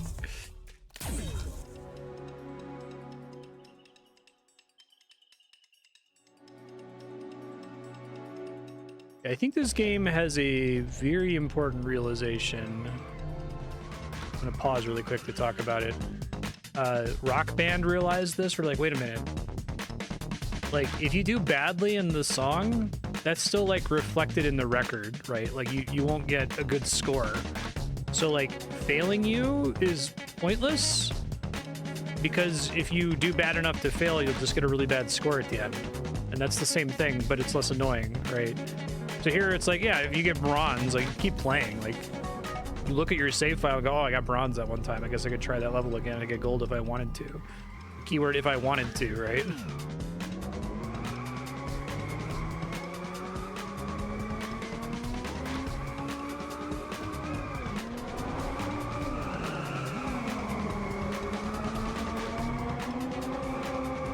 I think there are certainly plenty of games where like a failure state's important, but I think games like this where it's like, well, no, it's, you already got bronze, like you didn't win, you lost enough.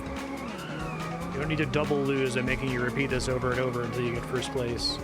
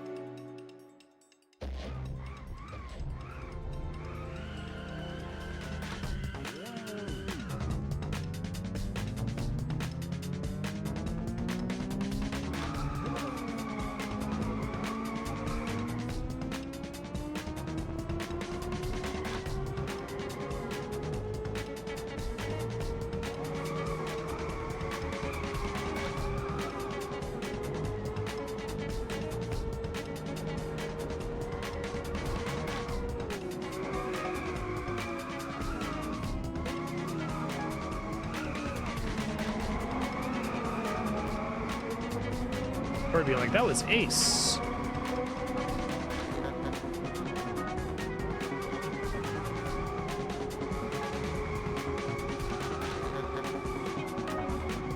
Chat, is this Riz?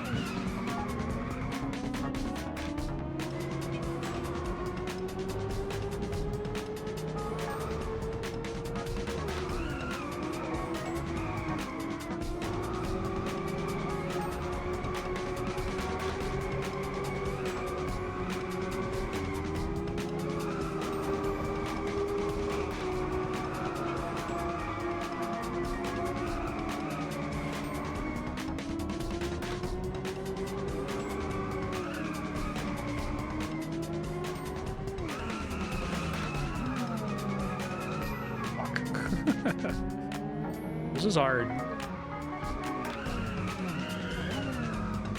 Corey's gonna annihilate me, I think.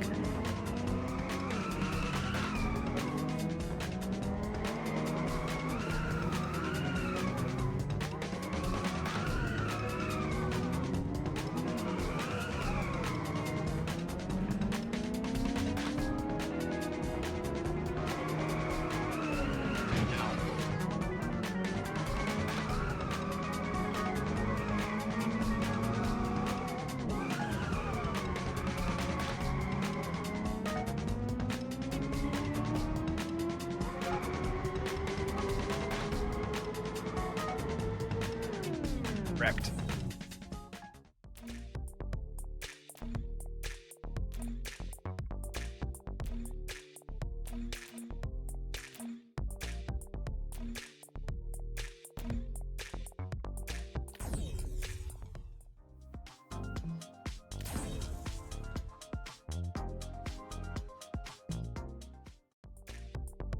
It's not like the Razors are big on community.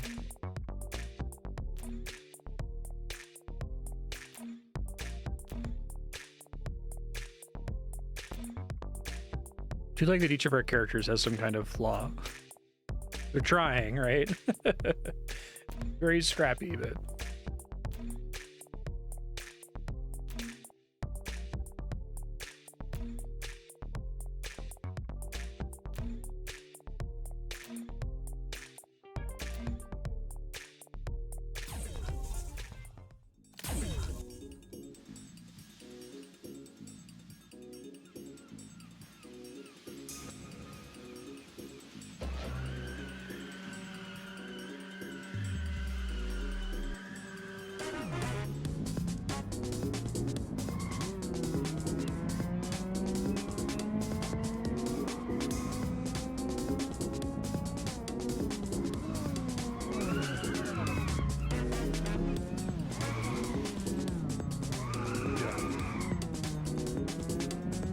It's an attempt.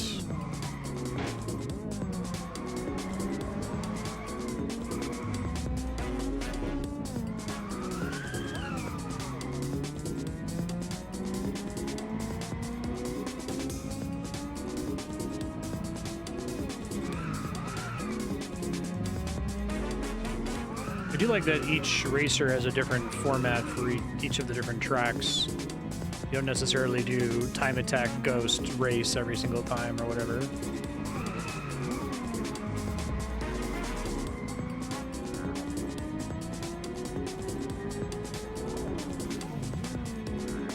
Okay, I gotta not do that next time. That was bad.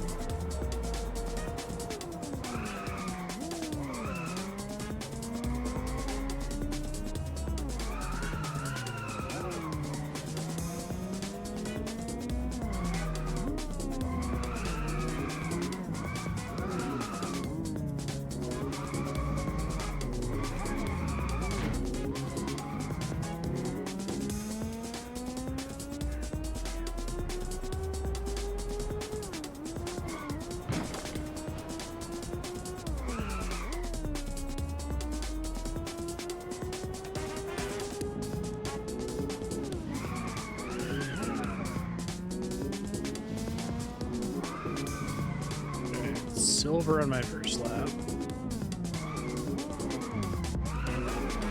How much time I lost on the little like mud slalom part.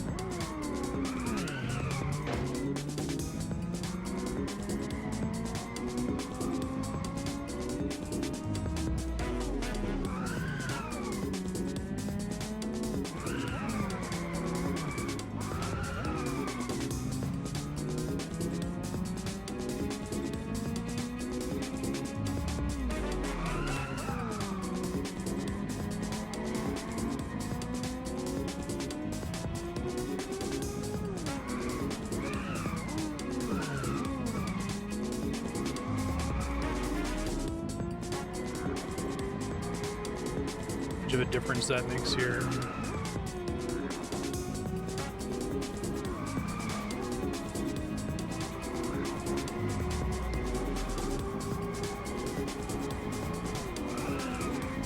I think they did a good job too here in terms of the game feel for the drift stick, that like there's a very noticeable difference between all 100 values of push on the stick, you know? Like, it sometimes is worth pushing the stick for just, I don't know, 0 to 10%. Like, you could fall into a trap here of just doing, like, 50% and 100% are the only values that matter.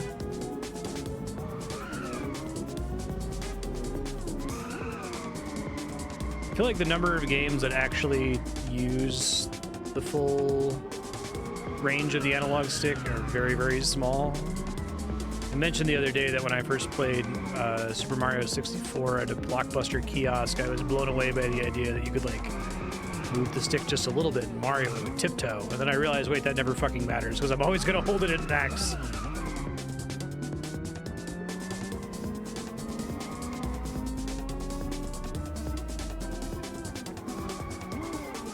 Oh, I was bronze. I misunderstood.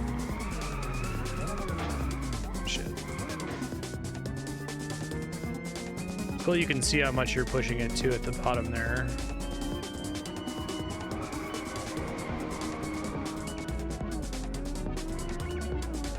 Any idea what the two different meters are at the bottom? There's a yellow one and an orange one. I can't look at it while I'm playing the game except in my peripheral vision.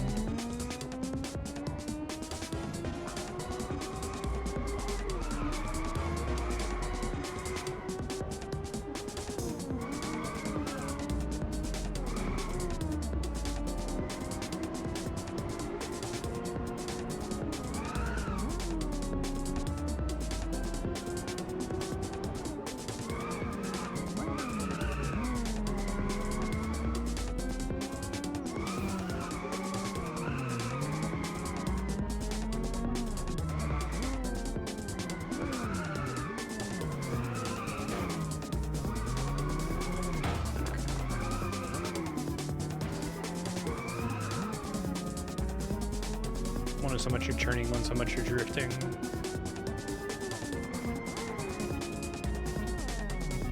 Alright, take silver. Beating is hugely rewarding.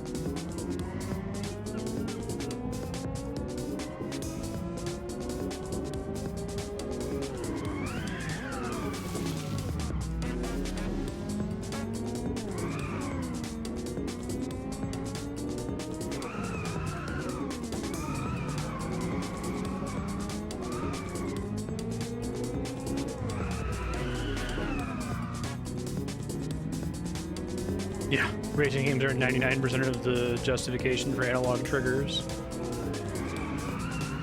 Racing games and Metal Gear Solid games, because Hideo Kojima is like, oh, the controller can do a thing? Well, then I should use that, right? I should think of something to use that for.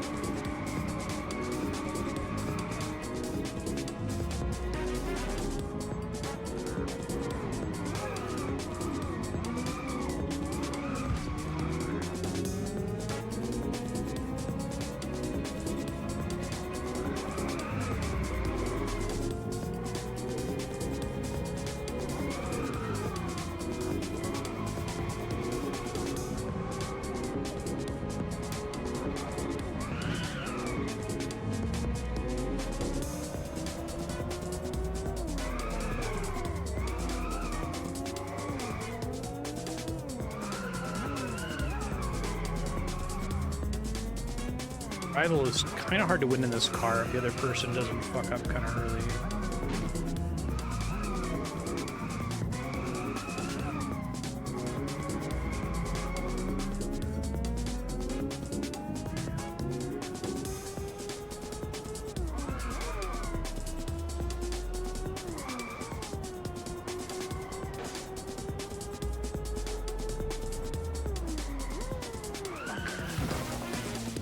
Forgot how tight that was.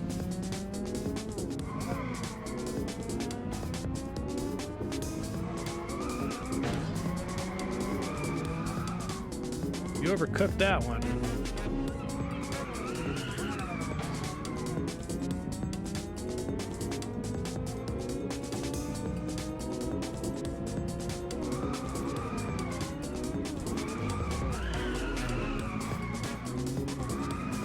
Shit.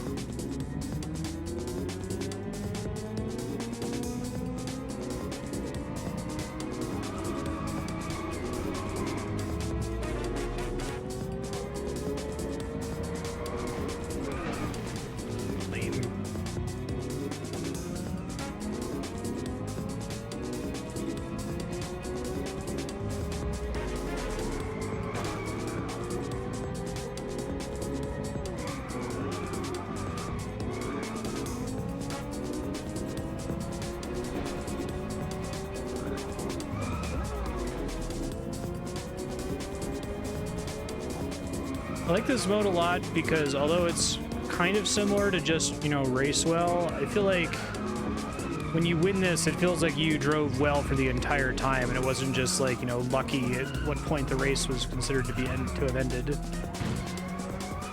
that makes sense.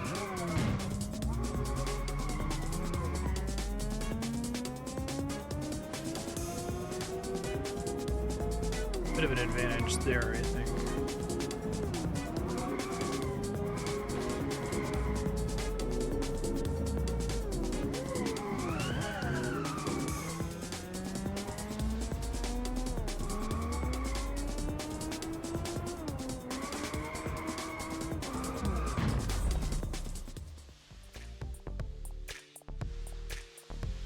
Yeah, the analog face buttons are what you need them for.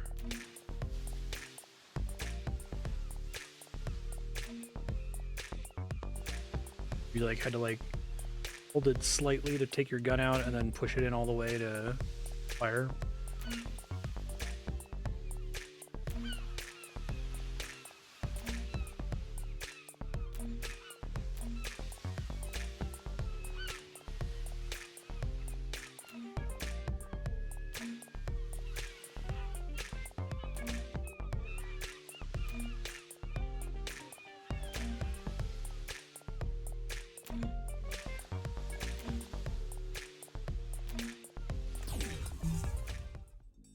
Endurance. Don't think we've had this one before.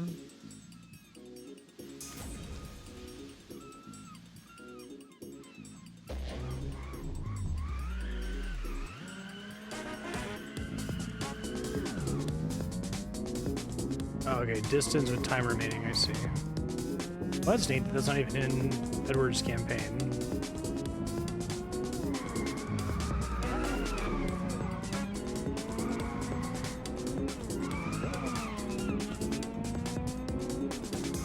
I think most of these modes feel pretty different from each other. Like, I mean, I guess at the end of the day, you still just need to, like, race well, but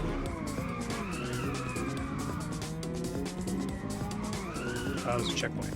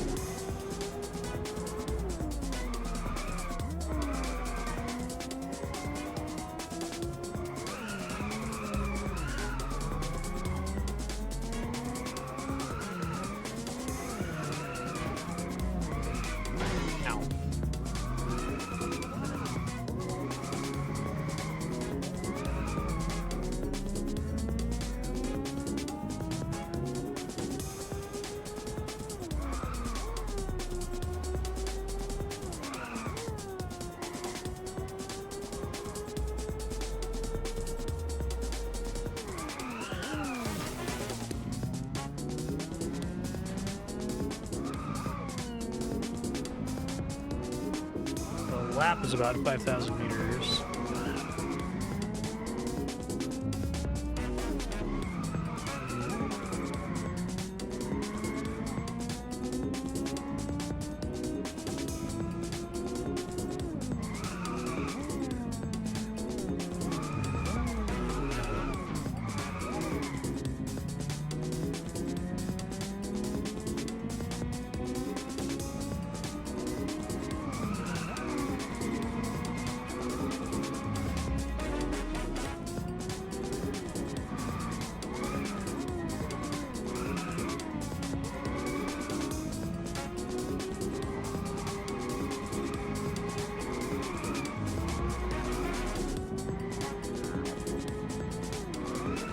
I see it's getting increasingly more brutal as we go here.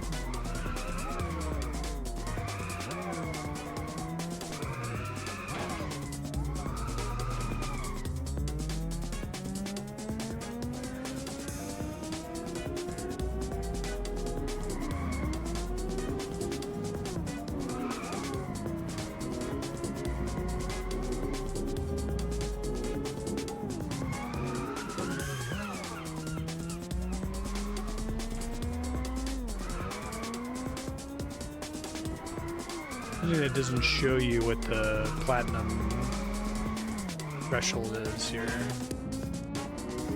Basically, to be driving perfect to make it to this checkpoint alive.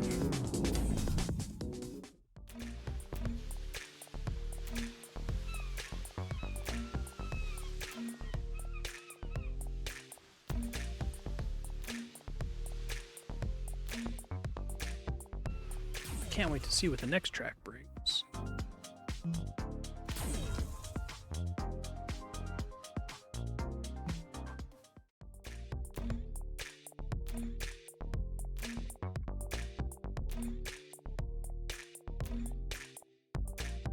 Hey, Ada learned a lesson.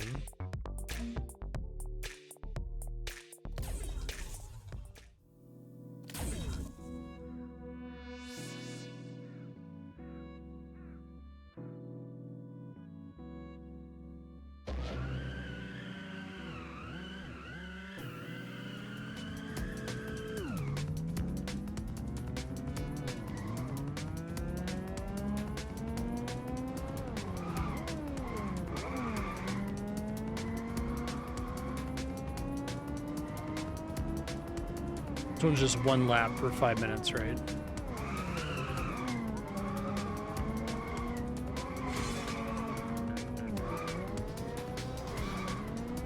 I see. Some, but not all of them. So I did have that one where I like quadrupled the gold requirement.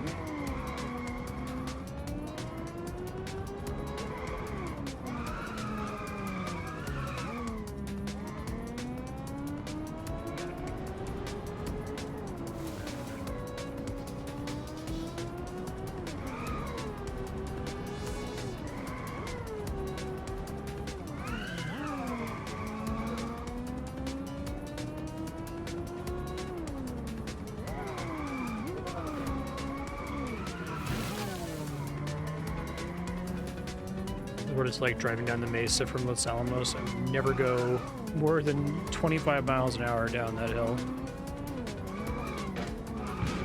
It's already kind of scary going 25.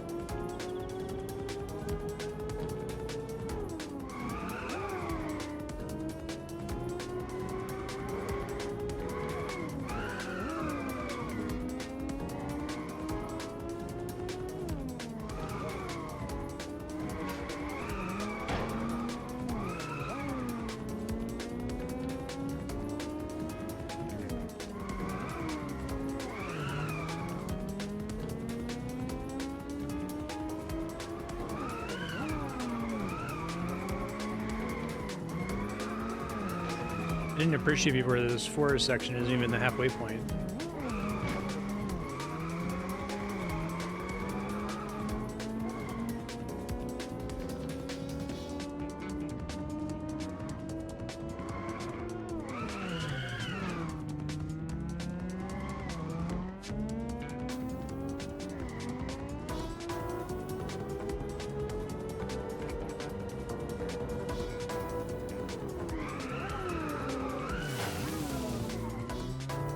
This track is much harder with this car.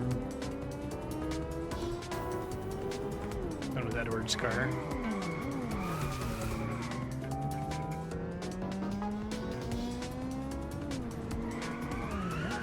Does this have any multiplayer? Some of these modes would be pretty fun multiplayer.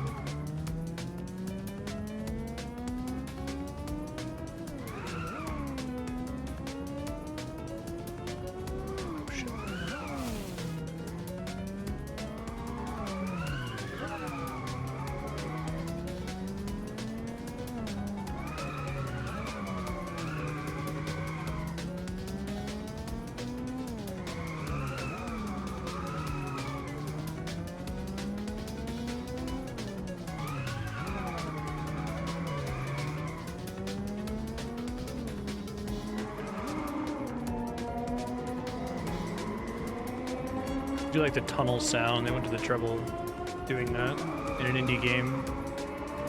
This game seemed like it had a really tiny team. Couple split screen.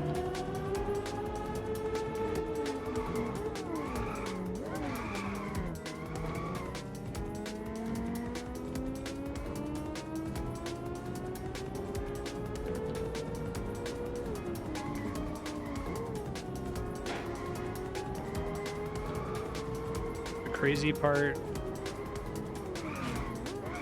It is the crazy part. Okay.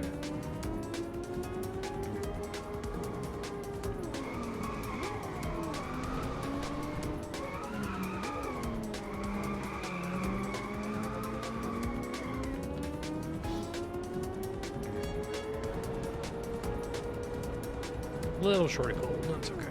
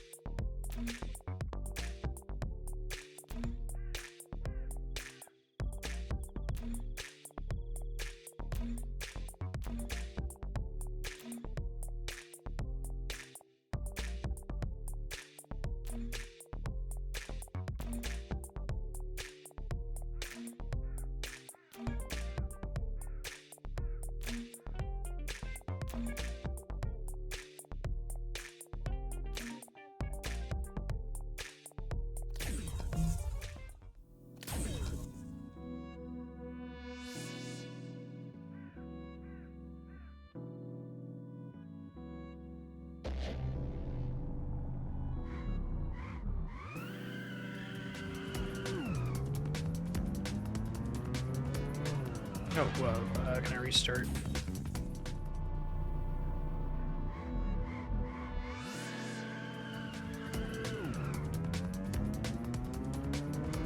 Sometimes I'll start a race and just like forget a core mechanic for a second.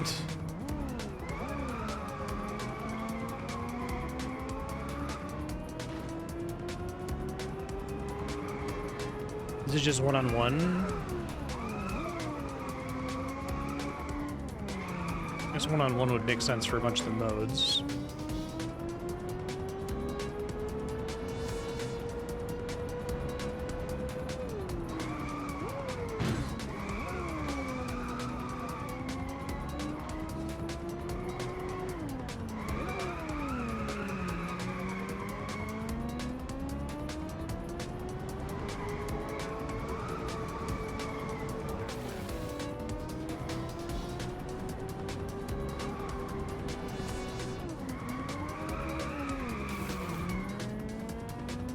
Getting my ass kicked, jeez.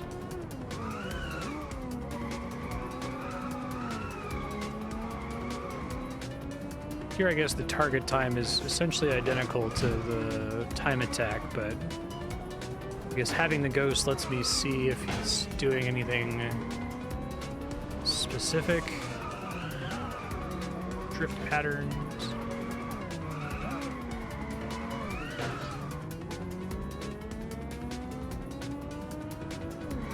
I like that in Edward's story, Edward needed to find someone who cared even less about racing than Edward did.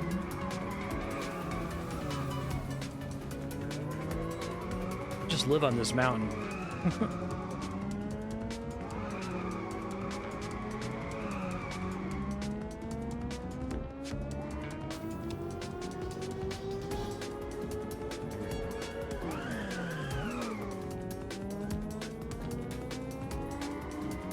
I really like this skybox a lot. It's good.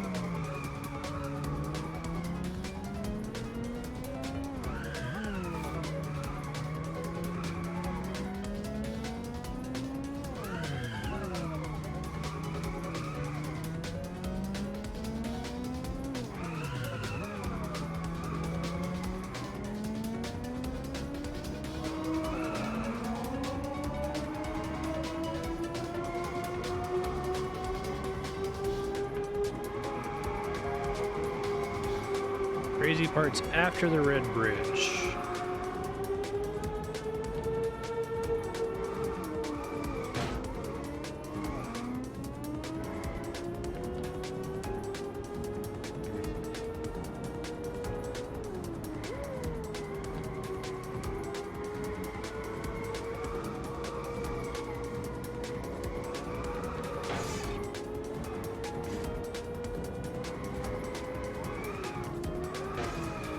Melody of this song has a similar part to a important song in Undertale.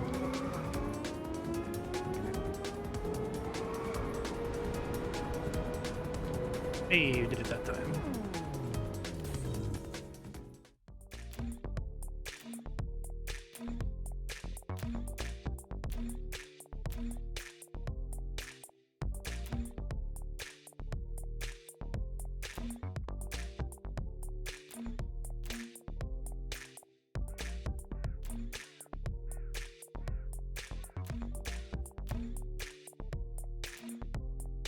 Not long ago, you were afraid to even tackle a new track on your own, and now here you are, analyzing other racers' techniques like a pro.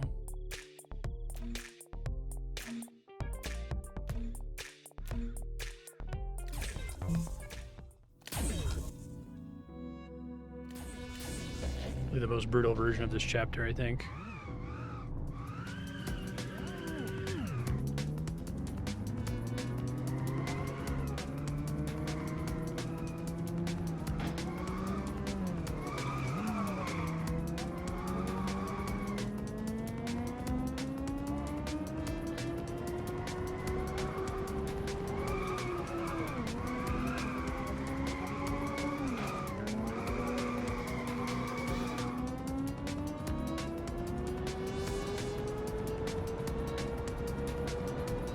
I'll probably be able to do one more campaign after this.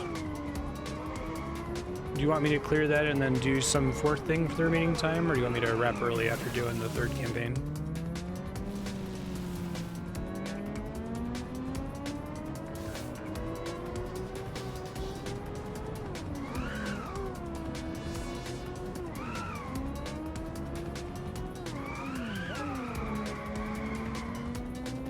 I said it seems there's not a lot of variability to whether or not you can finish or not, since it just lets you progress with the story. Okay.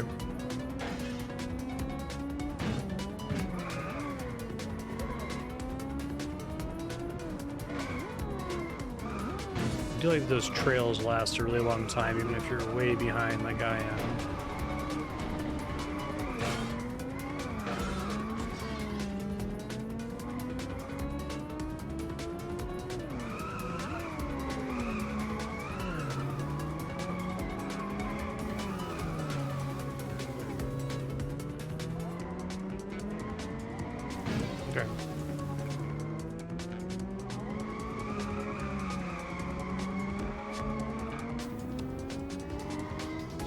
What other content is there? Like, what are the challenges?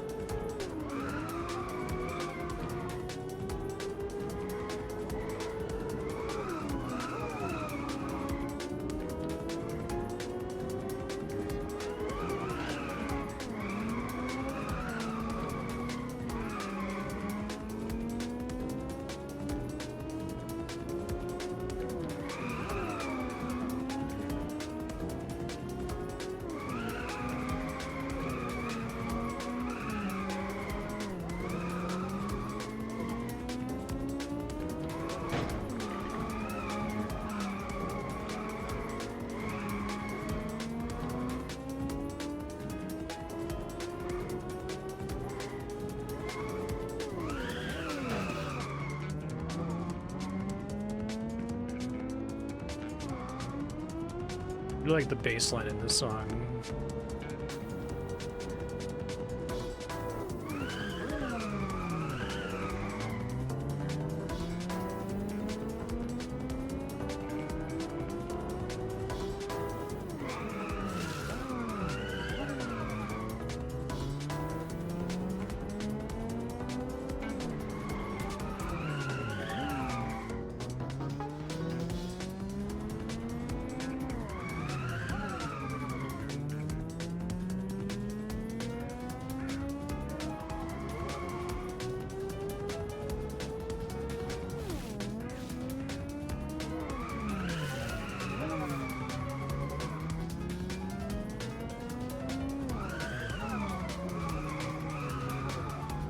Misjudged this badly. You're tougher than I thought.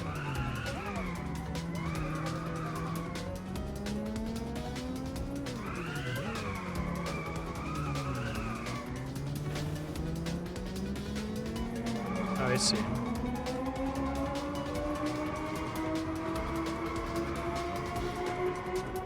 It's impressive. The tracks are really high quality, so I'm surprised they didn't fit them all into the main story. I saw there was DLC too.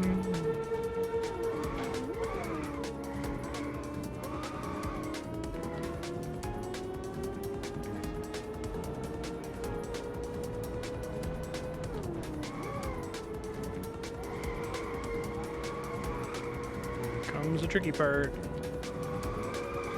Did not do it. There's a little bit of room for mistakes also. actually.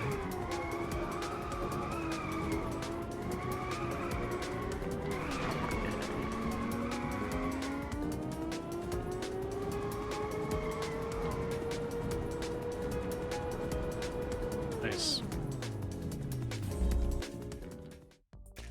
You unlock other cars or doing events with them.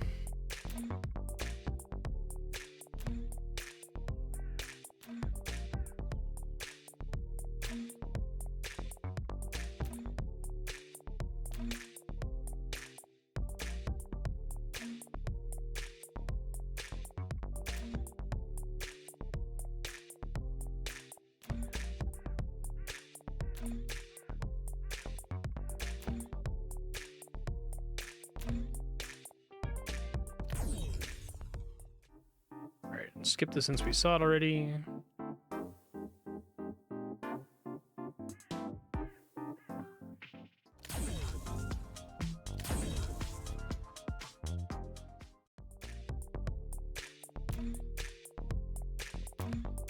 Wait. Oh yeah, I can just skip this, that's right. Ibba. HPE Dragon.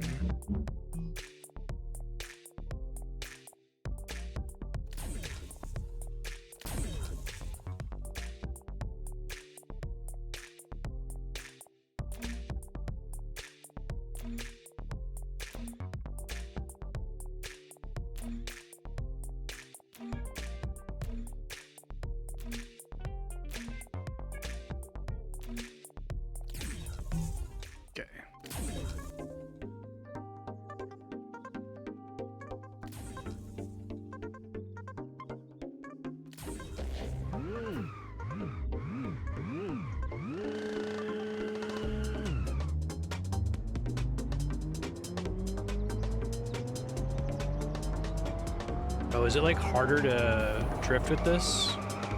Oh, that's very different than the other cars. Okay.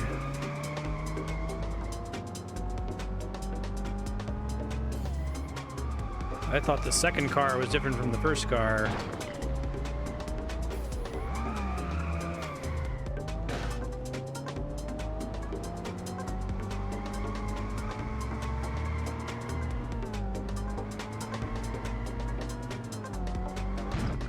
This is actually really hard now.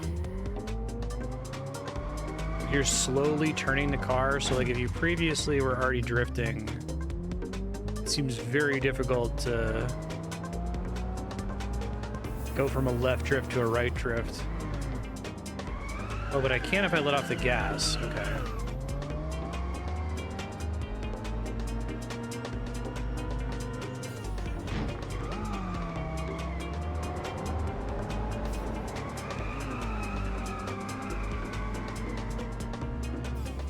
I guess it's because, like, the car is much more powerful, so when it's driving straight, it, like,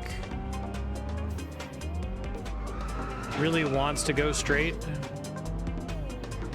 The experience is with, like, a motorcycle where if you're trying to counter steer, you accelerate, the bike just goes, it just sits up, right? Stops leaning. So it'll take me a while to get used to.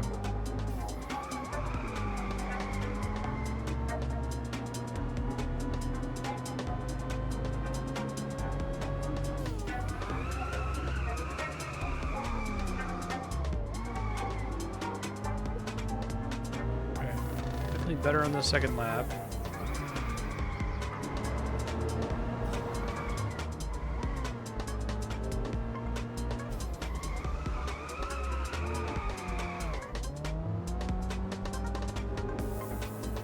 I understand why some of the computers are so much harder to beat than others, is they had such a crazy different top speed.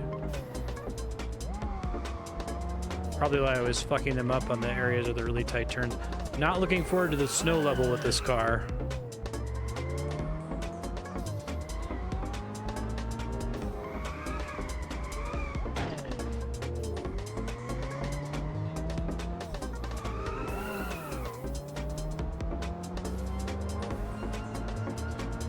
Yeah, that's good. A racing game that explores design space? What? Nani the fuck? That doesn't happen in the industry. I will take bronze.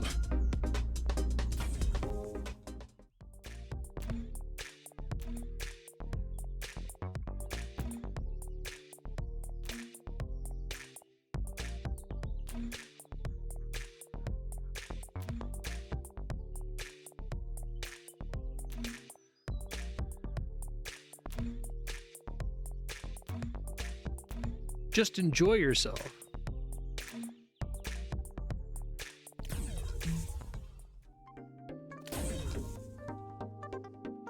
That's crazy. Changing cars is arguably more novel than changing tracks. That's pretty crazy, yeah.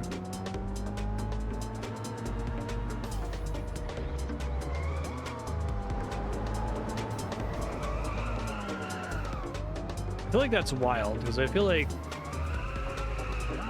in the real world there's gigantic, extremely noticeable differences between cars, right?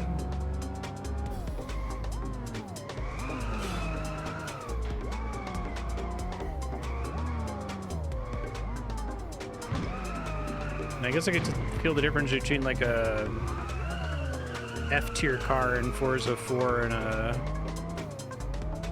high-ranking car, but and I occasionally would play the annoying cars with the bad tires where they like just felt clunky and hard to control.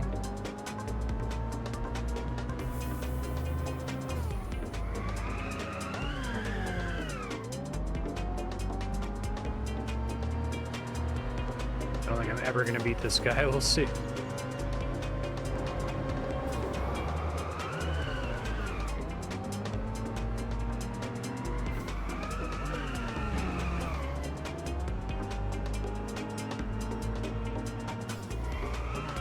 All bronze playthrough.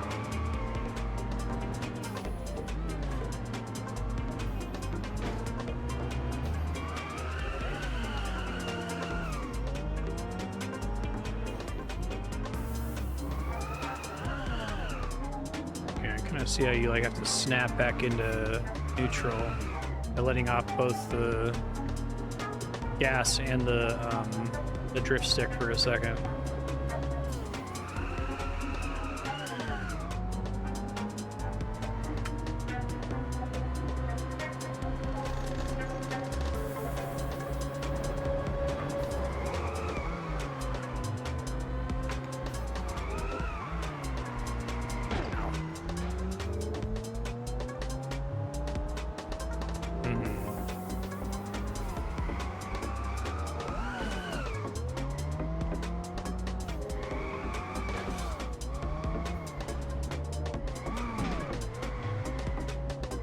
Yeah, they keep telling you that in the tutorial, like, oh, I should try pressing brake in the middle of the drift. That was really good feedback. I think that's actually useless for this car.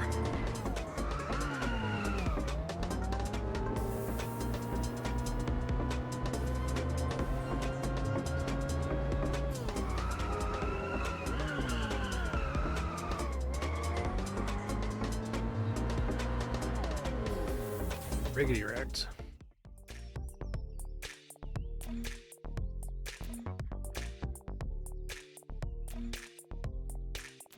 Old man.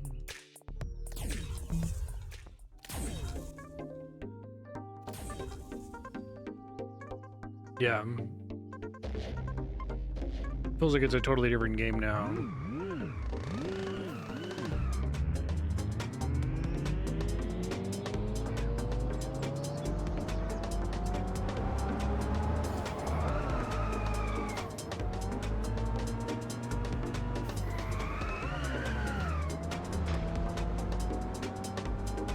Basically unlearn the way I was just playing it for the last 2.5 hours.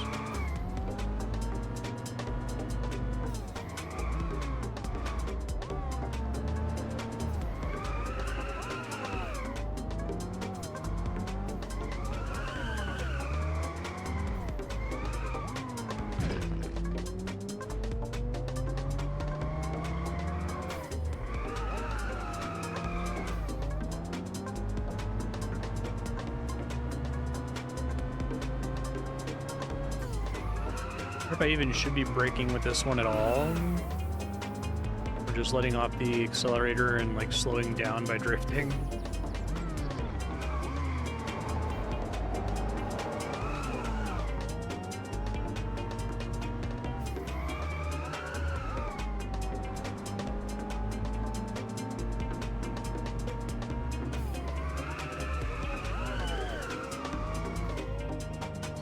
Yeah, it's cool. It's like they're like, we're gonna make this drift stick concept very arcadey. We're gonna focus the game around that, and then we're like actually gonna build cars that play around with that core mechanic.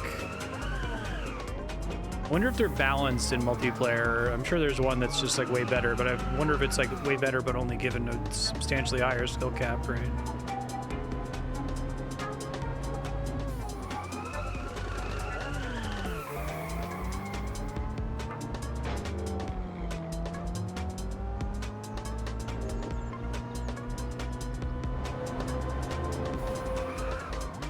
Looks like the brake very quickly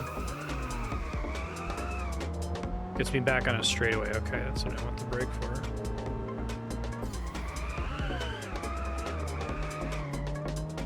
I see.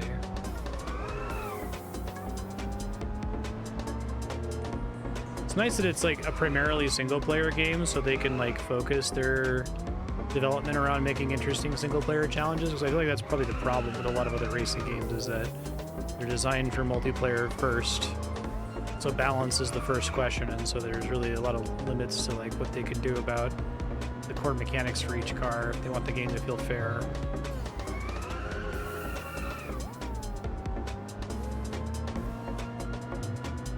Okay. I am fine with getting destroyed every round.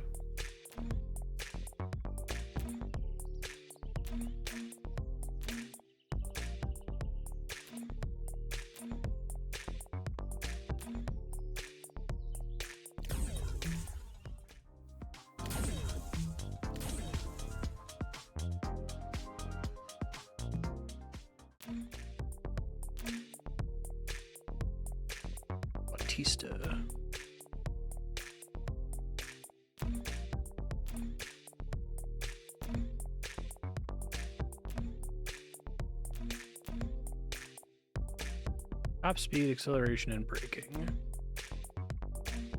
Why brake when you can just slide harder?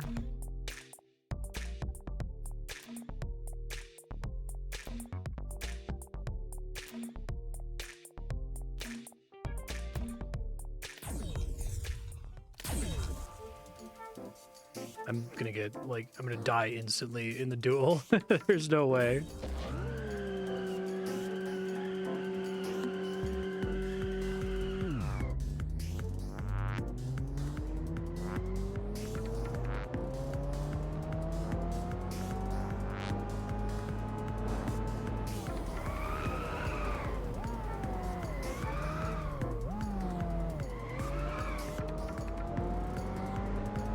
I feel like this track is gonna make me learn how to use the car correctly, because it's really hard.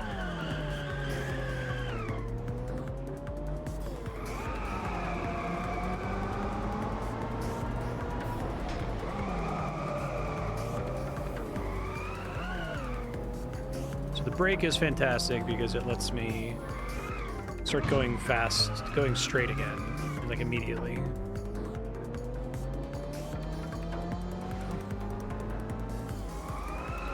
Well, I definitely paid attention to it on the first pass. Helped me to understand how to drive the first car.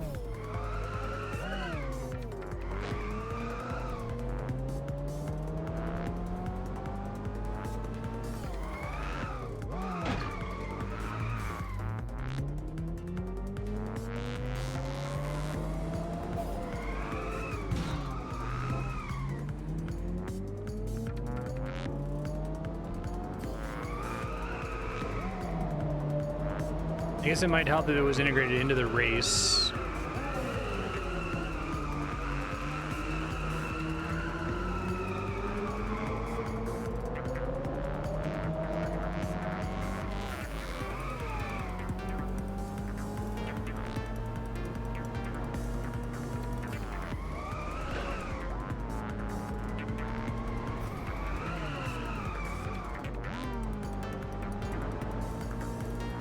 We'll see if I can even get bronze here. This is hard.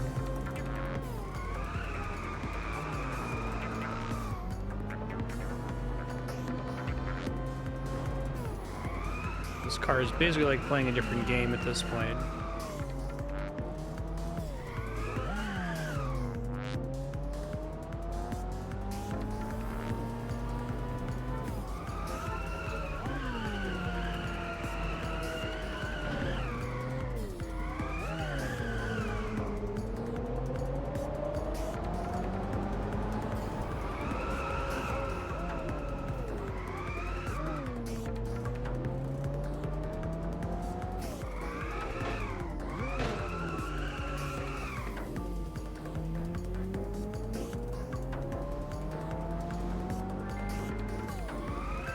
Oh, the water fucked me up real bad there. Oh, yeah. Not gonna be a better lap.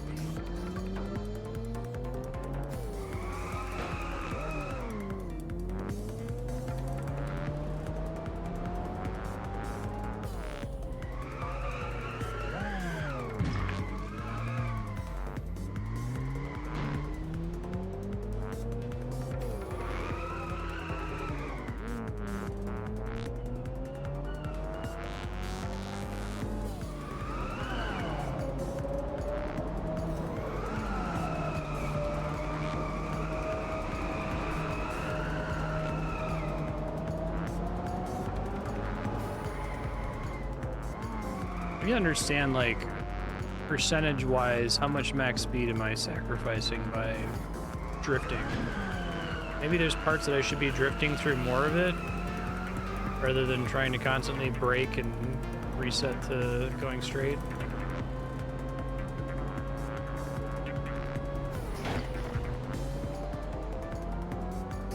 Yeah, I don't get the feel for this one at all.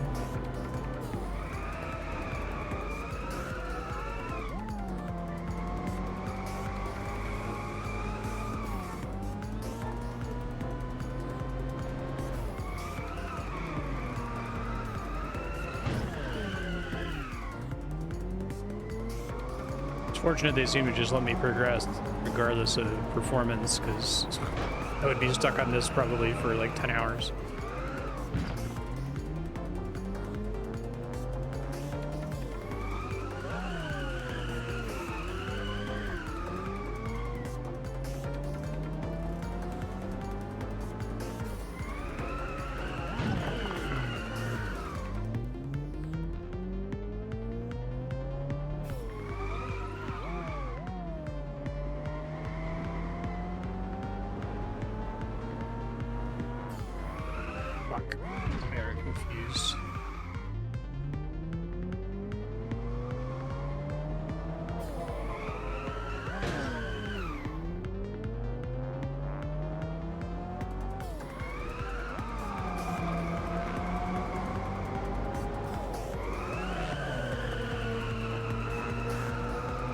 I'm actually doing worse than previous laps. Let's see.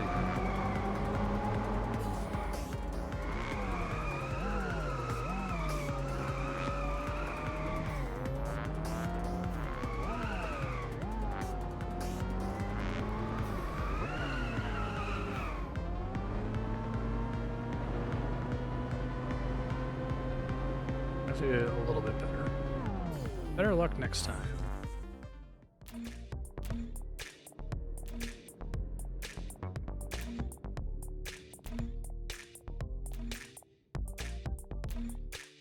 Brake more.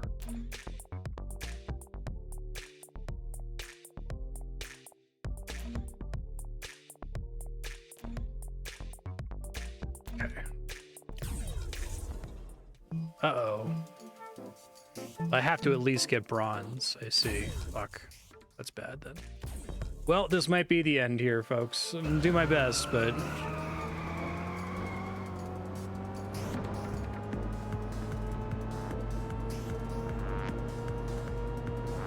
Brake before the corner.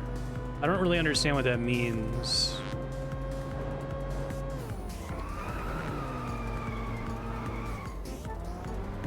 Like, why does that make a difference?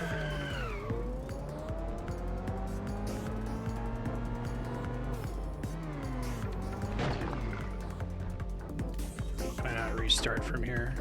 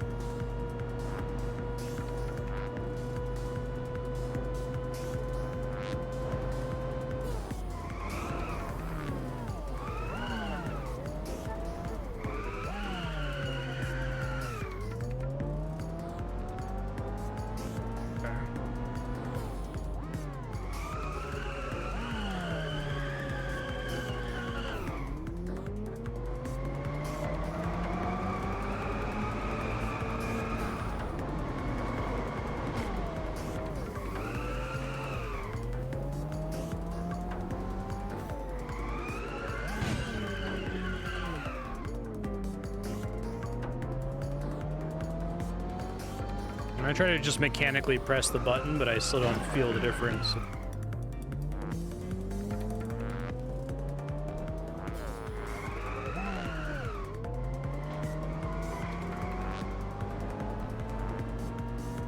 But I guess this car has better top acceleration than it has top speed, is what they're saying.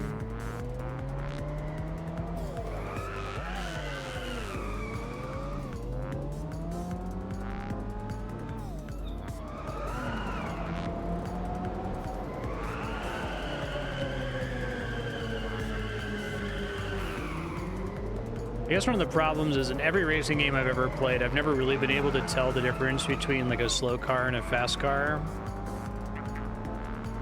I mean, I guess if you like have me go straight from like an F tier car in Forza to one of the F1 cars, I would notice it at that point, right? But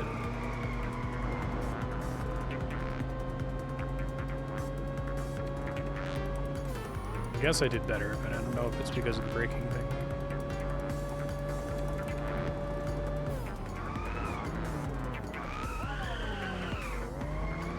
It's very hard for me to tell the difference between going 70 miles an hour and 120 versus like being able to tell whether I'm navigating the turn correctly or not, right? It's much easier for me to eyeball.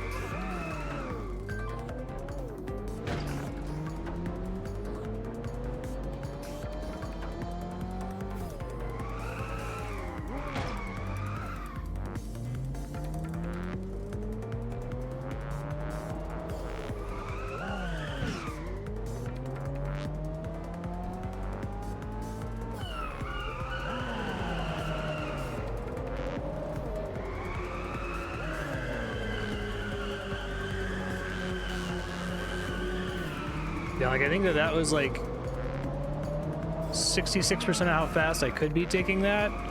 And I was able to notice that just by looking at the speedometer, but it didn't feel any slower to me than doing it at 120.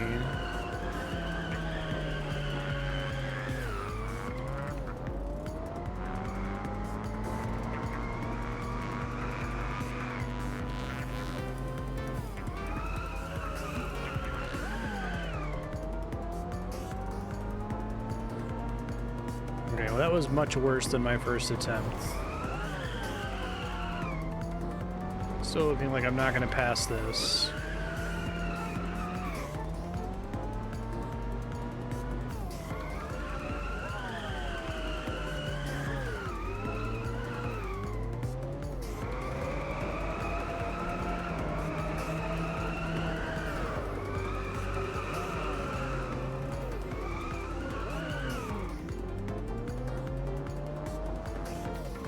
Yeah, we're going to do it on... It's like the average of my 3 laps, isn't it? Or is it the best? Oh, okay.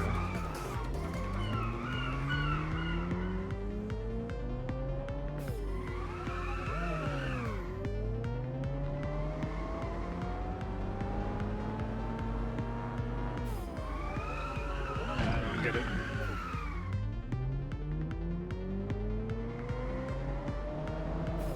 I think time attack is the only one I can actually straight up fail. Maybe I can also fail style. And maybe endurance if I can't get to the first bronze threshold.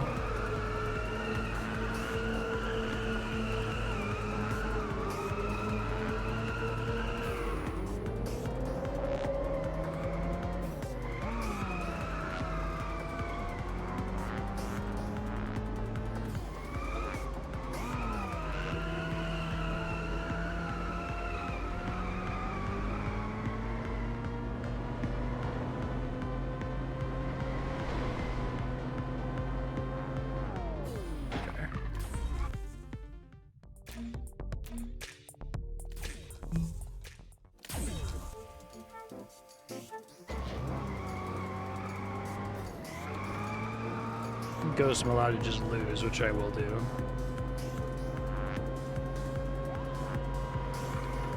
I guess when you're like driving a real car, especially when you're on like a motorcycle, you can definitely tell the difference between different speeds.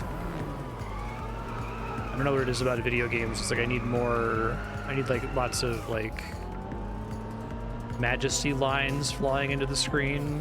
What else you would call it? There's some in this, it looks like.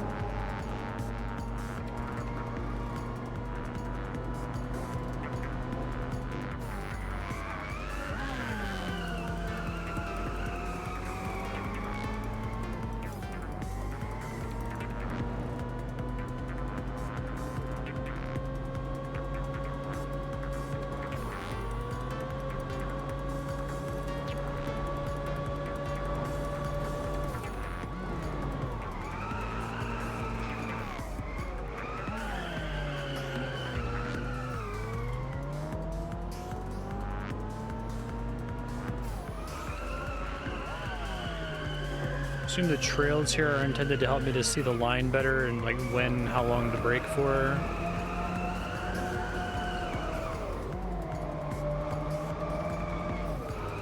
I need to not watch my own ghost. Because my own ghost, I definitely did it wrong. Fuck. Man, I don't know.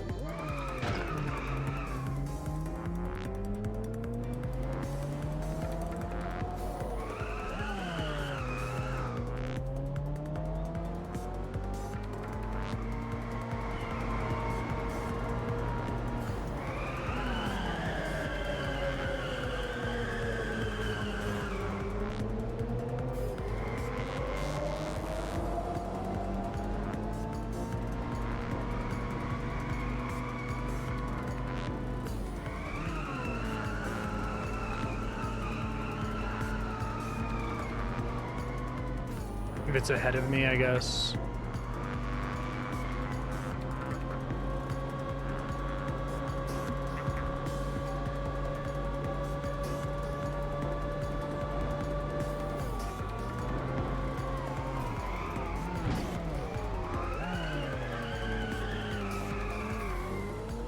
Correct.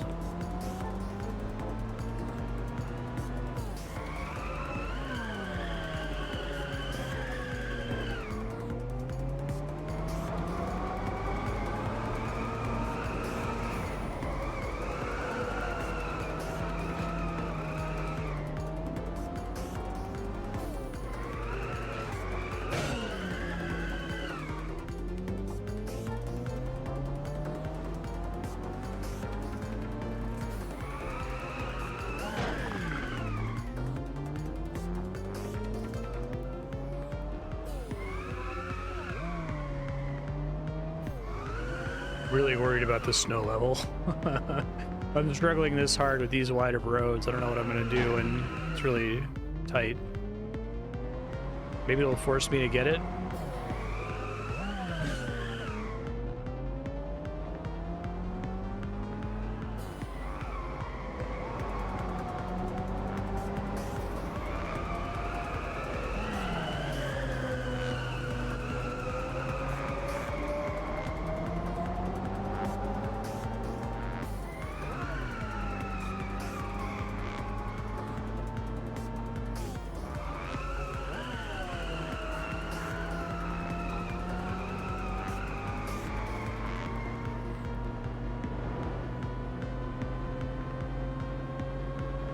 Correct.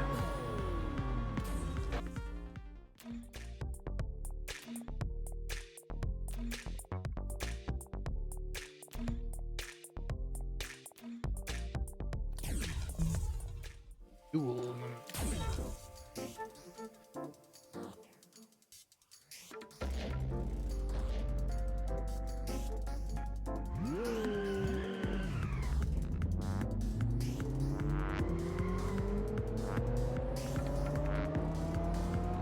Be ahead for like a couple seconds here at the start.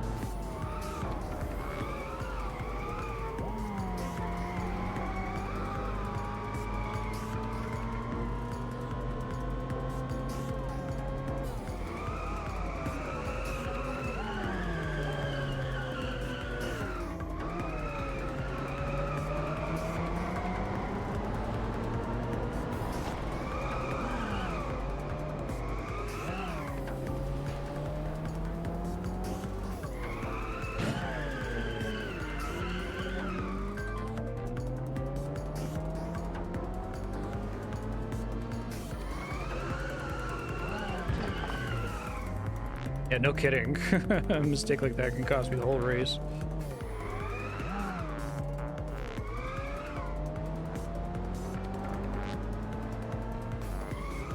Should have rated the first car as difficulty 1 star, the second car is difficulty 1.1 stars, and this one is like 15 stars.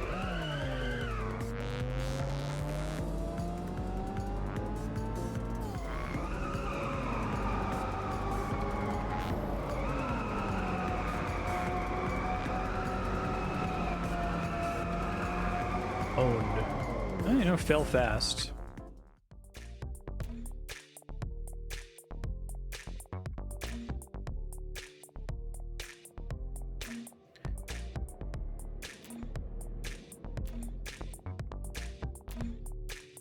Truly formidable driver.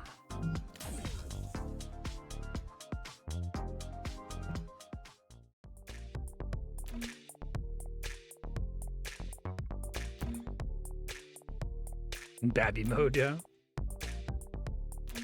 Like how it's still using the full range of control of the drift stick, though. Sure, if I beat my head against it long enough, I'd eventually maybe pick up part of it.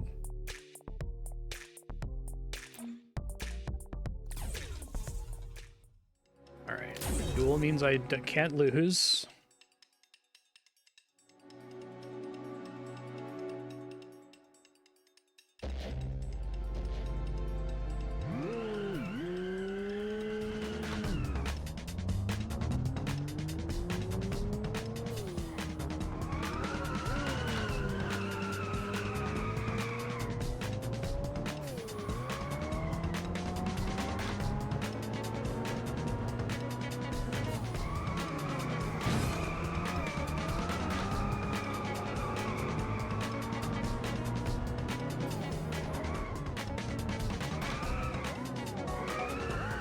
Probably some like magical combination where you like press brake and then immediately hard right on the stick. I don't know, it's got to be some like magical sequence of button presses that make it make sense.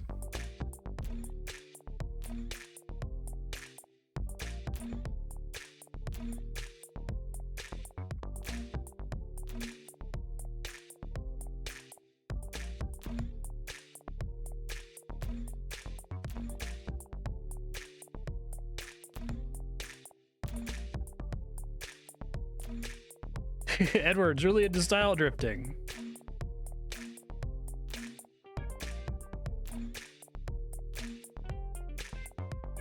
Oh, really? Okay.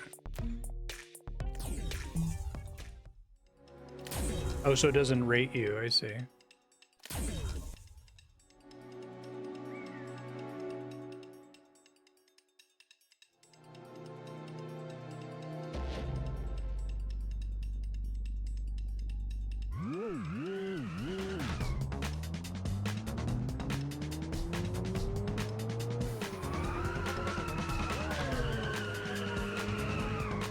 The one asshole in this setting. What, do you have to deal with traffic or something, dude?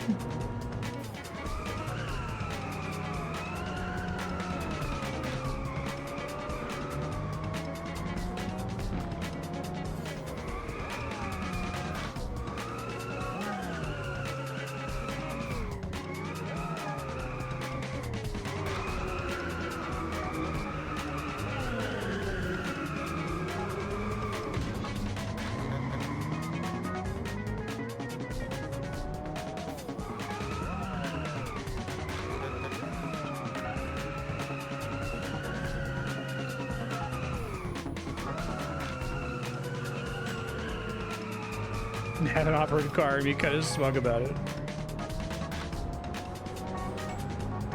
I'm like so far behind.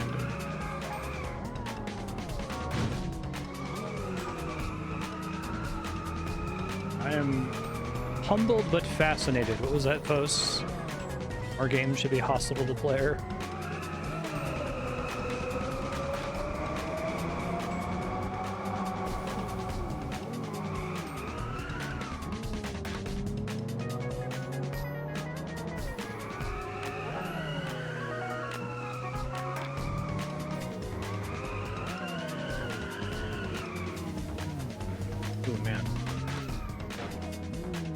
A scripted loss in the story is kind of cool though, right? Like,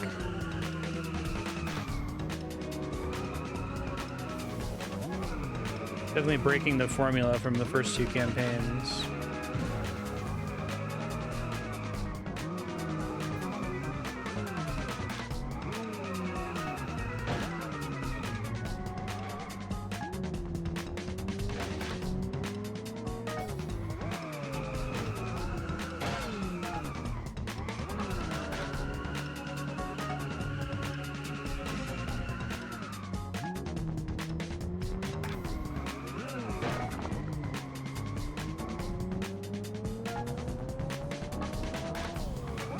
Not going well.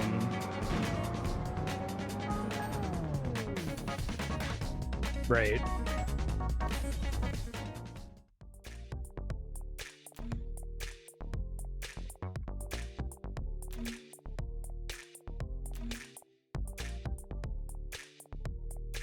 Oh, did my controller die? Oh, there it goes.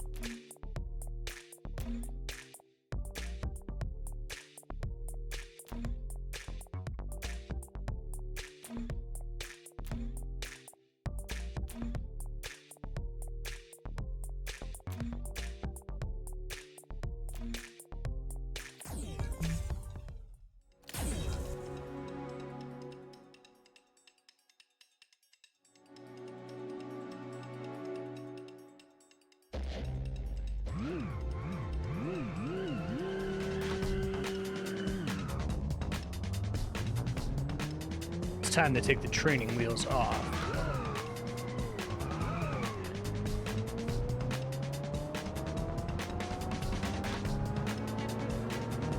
Still pass me through the shortcut, it looks like.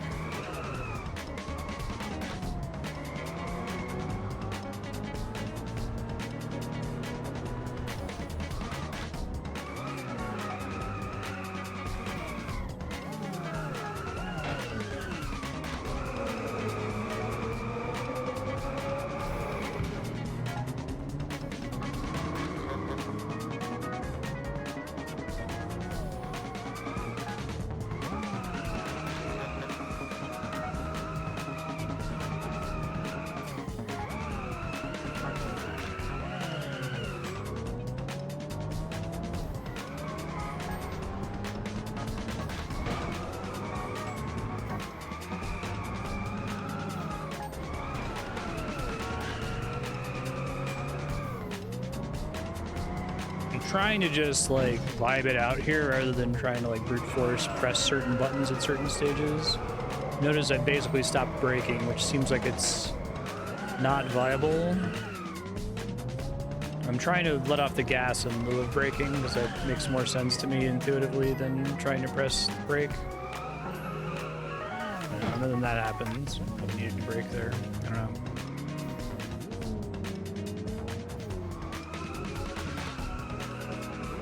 I think what I need in this one, there needs to be like 3 back-to-back ghost missions at the beginning that are someone driving in this car, so I can see exactly where they're pressing brake and for how long and how long they're drifting for. They actually did that in the second campaign. They had someone drive your same car to try to demonstrate that as the ghost. Brake for the really tight corners. Is there any kind of heads up that a corner coming up is especially tight? Like, we only see those orange arrows if it's a very tight corner?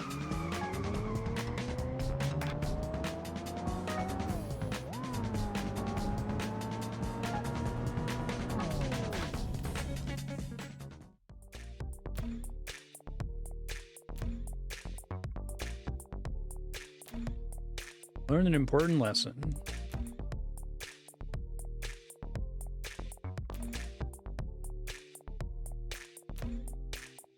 Sure.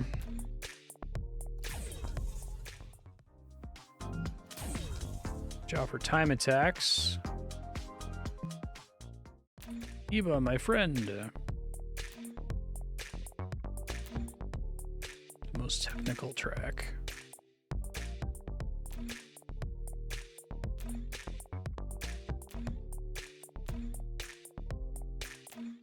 I wonder if that dialogue changes based on how poorly you've been doing up to this point, because things haven't been going as smoothly as I hoped. Okay. You get 1 time attack, and I guess the endurance also I could fuck up pretty bad.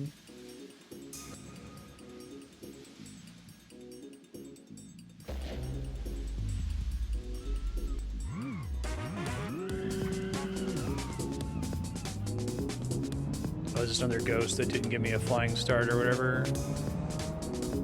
Let's see if restarting changes anything here. Weird. Maybe it's just an oversight on certain levels.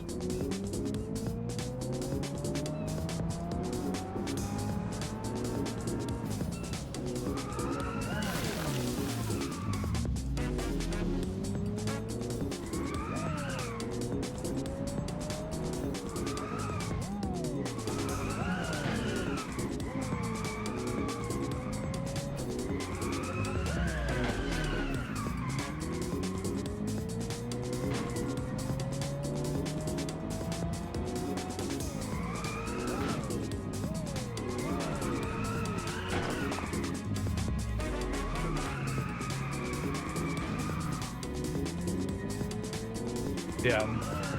So, like, getting the bronze was very easy, and then even like the first silver was like, okay, now do an entire lap.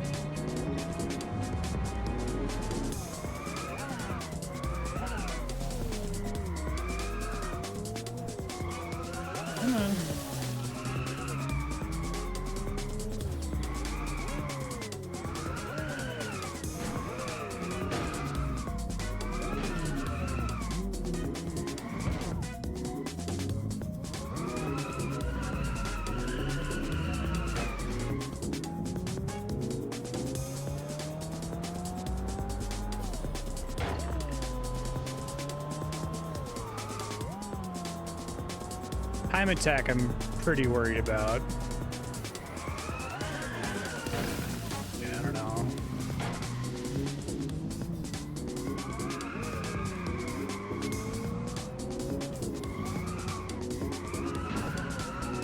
Let's see, I got 50 minutes. do the time attack and the endurance. I guess we'll see what the final mission is. I'll try really hard to finish this campaign. Might not be able to, though.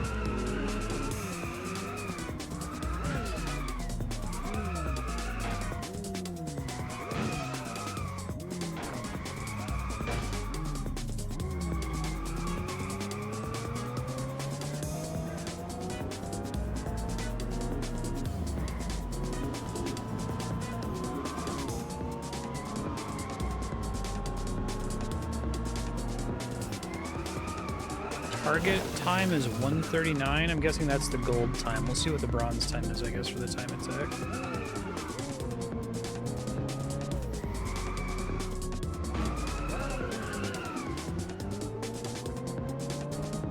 It's good to know I get 3 laps to get bronze once. I thought it was an average of all 3 laps.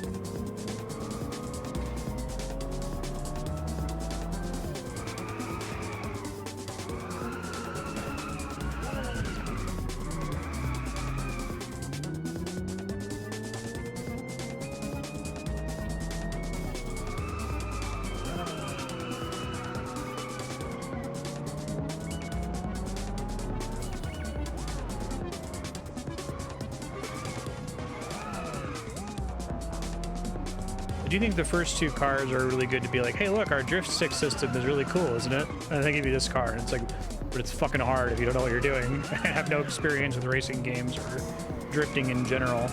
I assume this one is maybe more close to how drifting works in a simulationist racer. I know you said that drifting is never necessary in a simulationist racer unless there's like specifically a drifting level, right?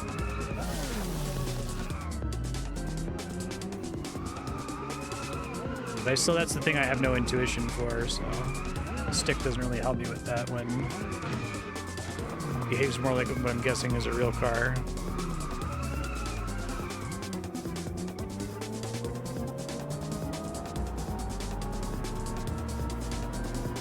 Okay, time to get ruined here.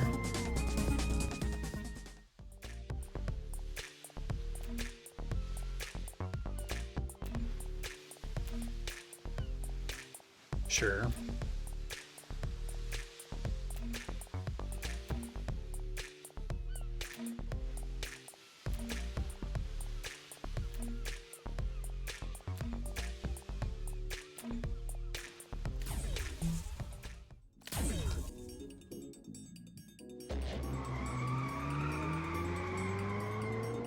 Okay. This one gave me a running start.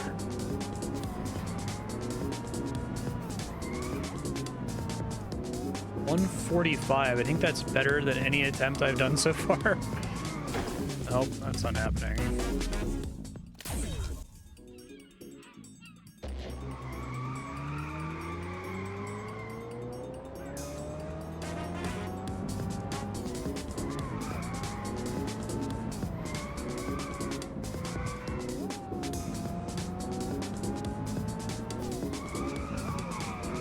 I need to make sure I brake before that one. Too bad I can't do a smooth restart in time attack.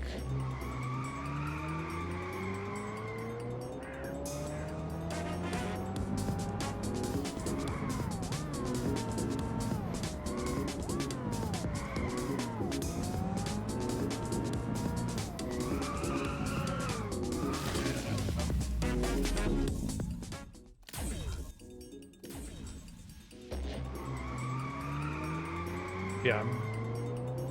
No, I don't think I'm getting... I don't even think I'm going to get past this in the next 45 minutes, to be honest. It was fun playing the game, and it's really cool to see that there's all this variety in the cars, but... I think there's no way. I can't even get past this turn. I'll try, though.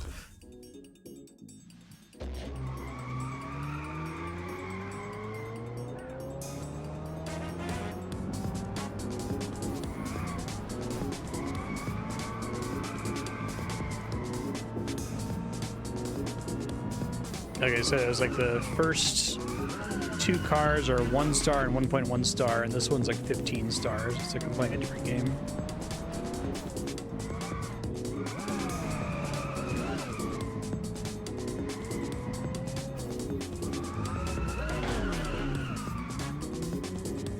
Okay, that's fine.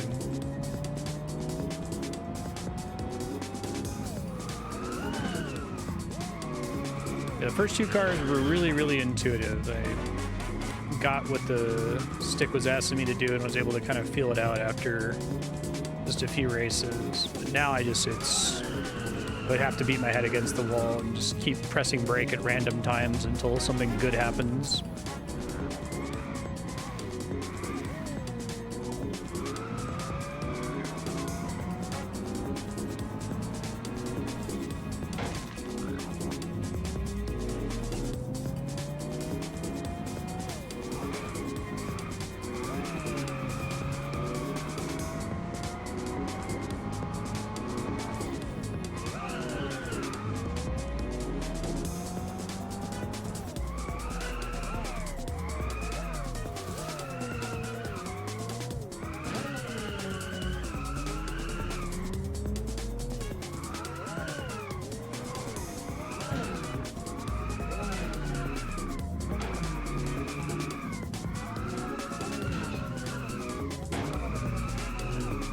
Nope.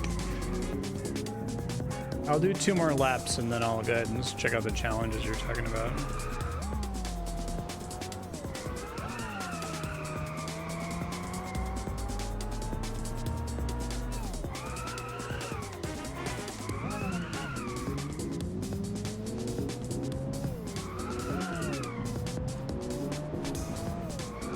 I think the big problem is that this one really needs me to optimize my speed at given points. And I don't know if I have a brain problem or something, but I cannot perceive speed in racing games. I cannot tell you the difference between 112 miles per hour and 70. They look the same to me. But the other cars weren't as dependent on optimizing your speed in certain parts. It was mostly just drifting well. And I could tell very obvious visual feedback. Am I hitting the wall, right? It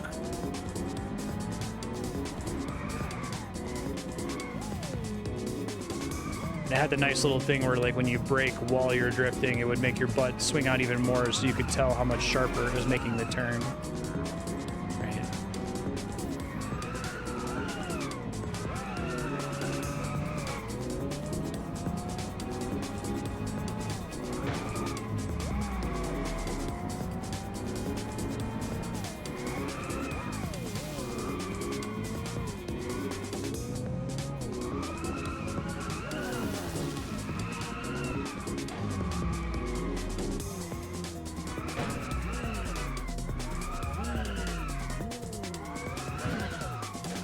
Yeah, like right now I'm going 65 miles an hour, and I should be going 120.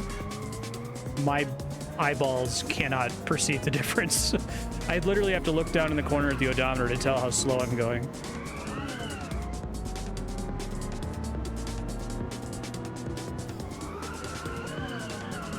I think that's why when I was playing Forza 4, I was like, why wouldn't I just like want to play an F-tier car the entire time? Because it has power steering and everything, it does what I tell it to do. And like the controls feel good. And if I go to a higher tier car, it just like feels like it controls like shit. And I think that's supposed to happen is you're supposed to get like dopamine from the car going faster.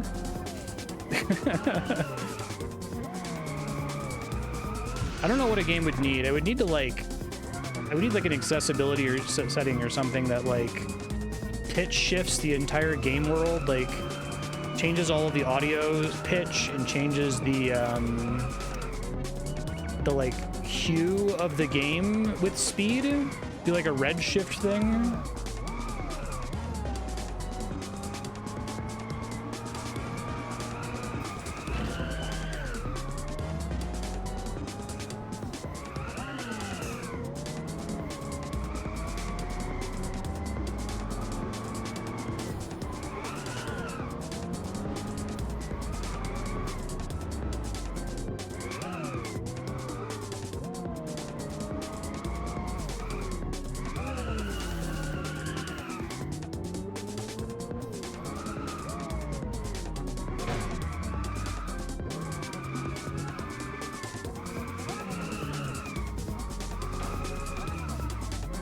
Can't even get the bronze time on these, it's brutal. I'm like not even close, I'm like 5 seconds off, it's crazy.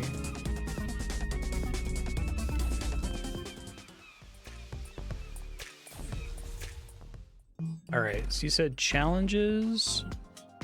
Start finding reference points for when to brake and then slowly build up more and more intuition. I don't think in terms of trying to judge my speed, I think in terms of knowing how fast I should be going, given my car and how long I've been accelerating. I guess when you say how fast I should be going, though, that means you're able to like perceive how fast you are going without having to look at the odometer, I assume.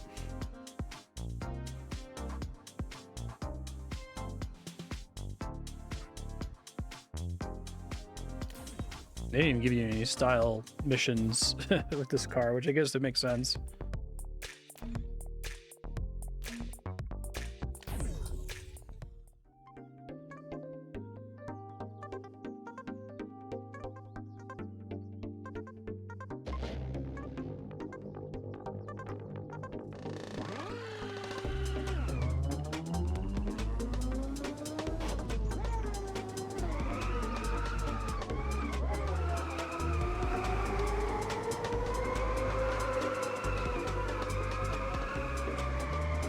Pretty high quality.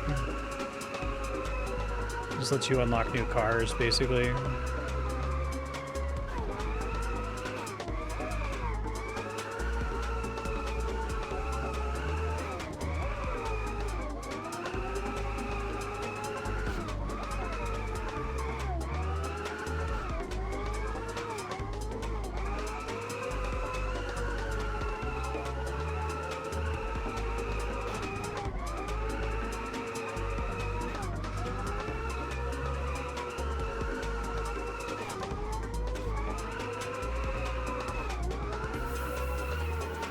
I like this car better than the first two. It's much easier.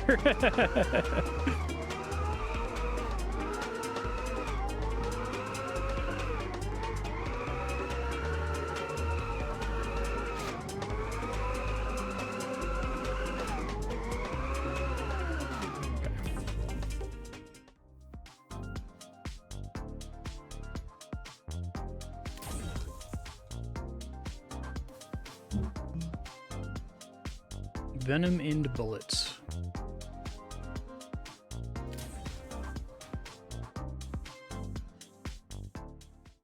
Pretty fast, but I'm faster. Keep up with my ghost. Oh, okay, so each car is like one of the specific challenges.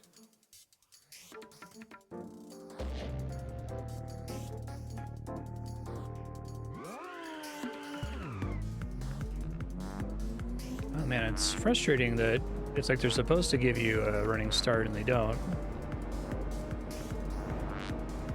At least I get 3 laps.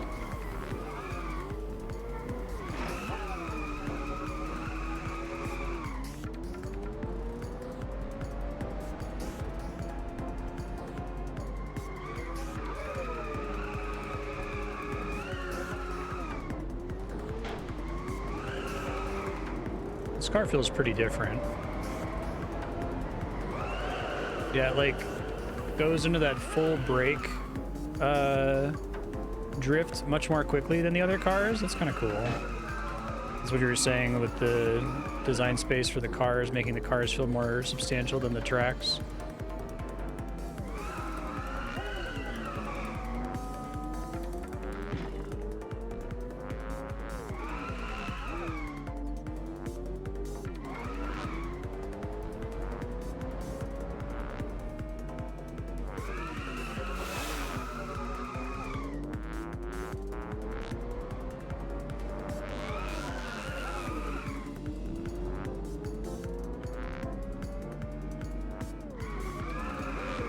Close to knowing how cars behave and what to expect. Well, I mean, that for that to make sense, though, you still have to, like, understand what the... When you say, like, I know what the relative speed needs to be, that means that you're able to know what the speed is, right? Something about you playing the game is informing your brain you're going fast enough or too slow.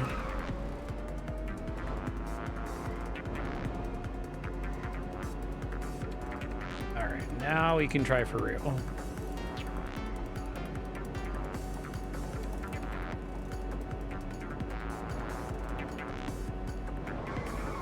I had this with Monkey Ball.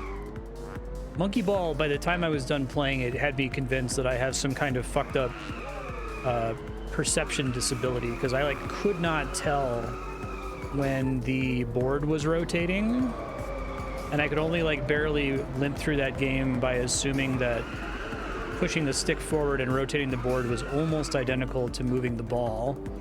But there's a handful of levels where you actually need to be able to, like, perceive the board rotation. And I can't, I don't know how to describe it. It's very strange.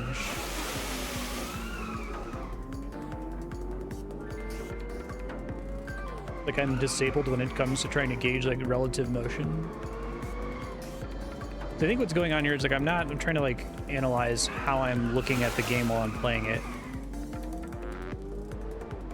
The car is in a fixed position in the center of the screen, right? Like, it's not actually moving. The world is moving backwards around it. And I can, like, gauge, you know, the distance between the car and the wall, for example.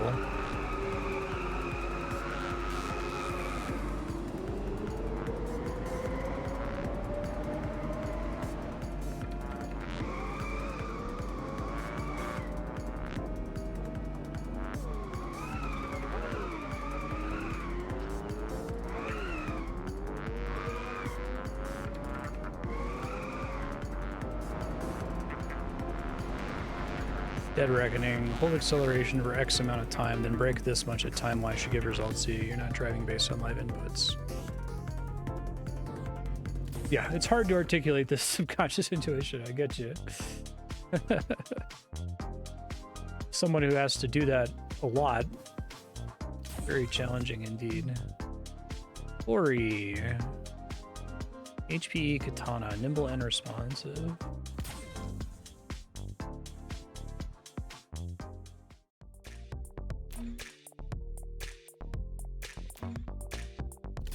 Yes.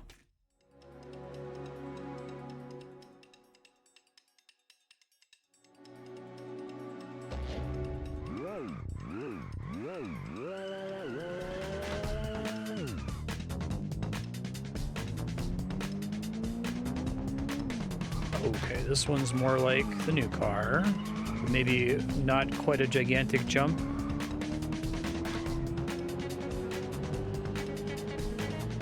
You're right about the cars feeling really different from each other.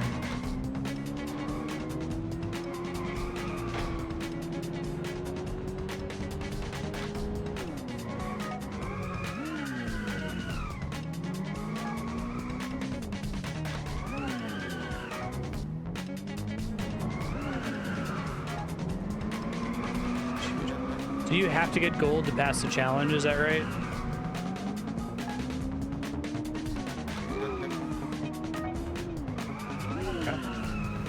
Because it doesn't give me the other times on the screen there.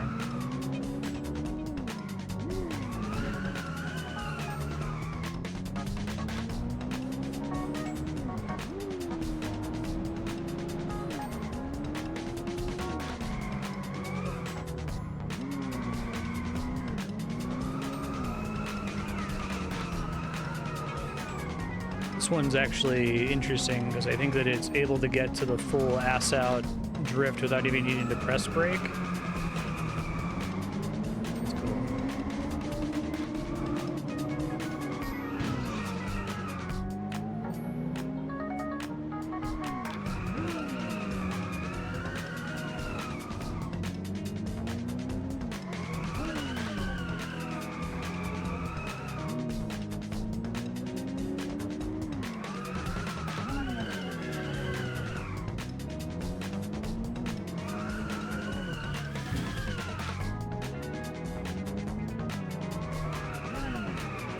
wonder how they chose which characters and which cars got story mode placement.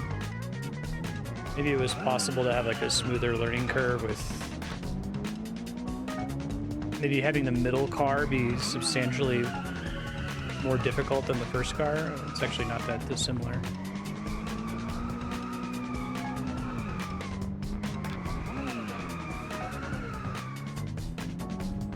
Yeah, that's cool.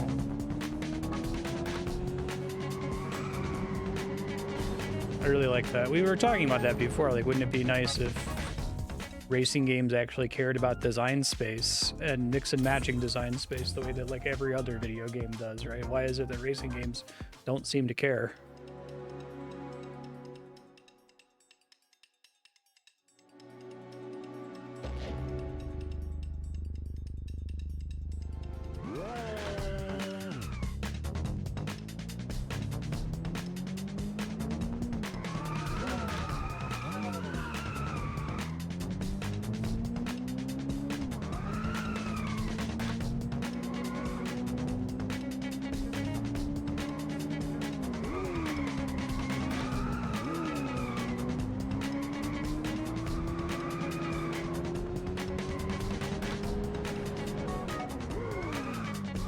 Really isolate every car, yeah.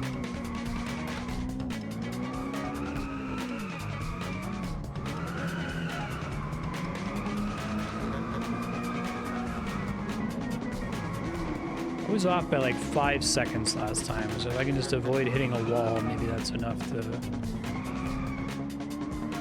get me there this time.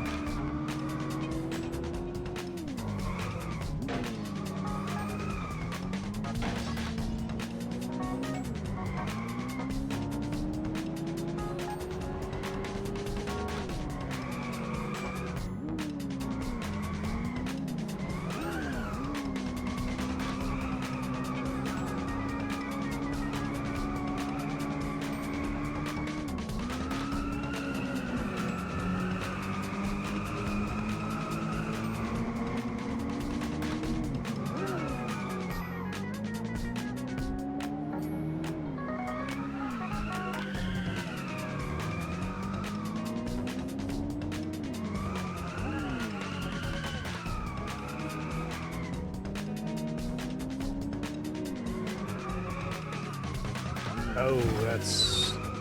well, there go my hopes and dreams.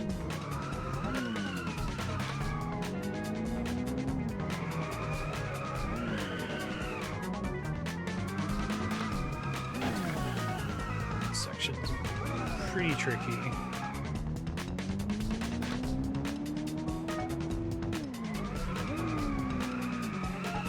This car especially.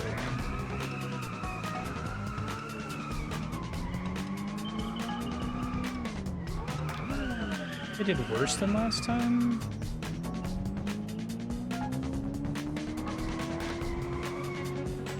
I guess I can just try a different challenge.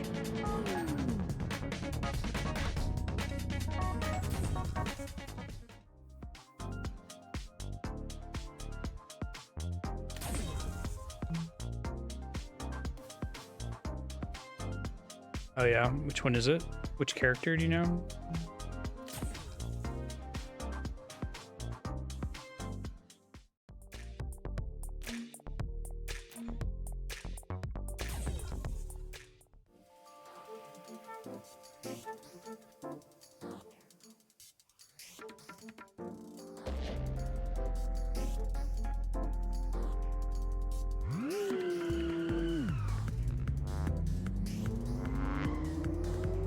I'll look through them here in a second.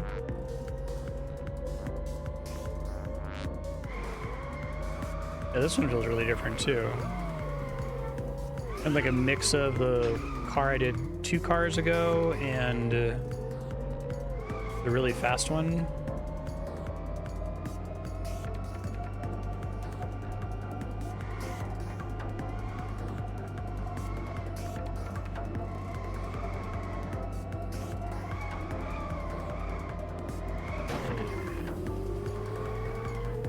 Loses the tail fast.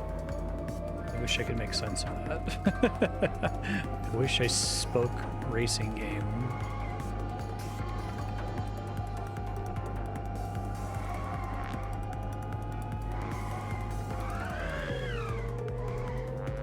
getting sideways.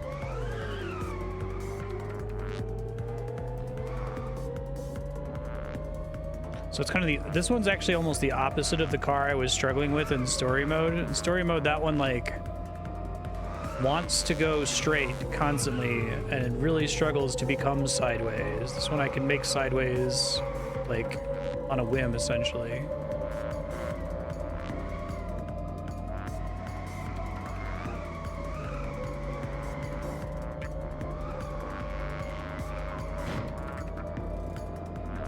Yeah, that sort of makes sense.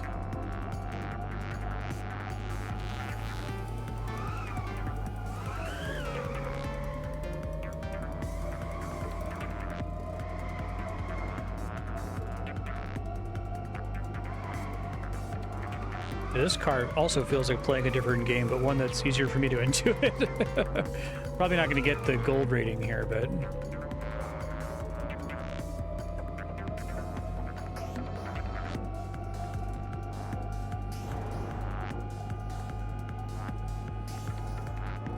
Ah, close.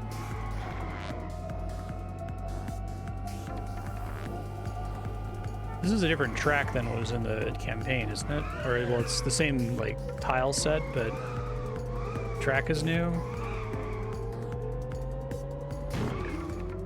Oh, you just said that.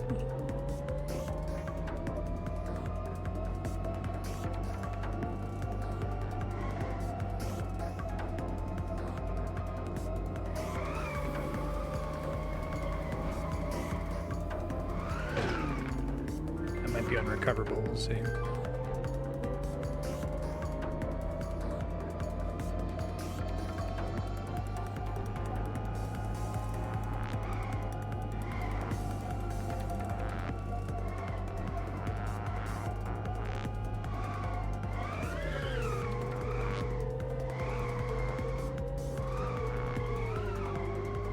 I see. That's cool.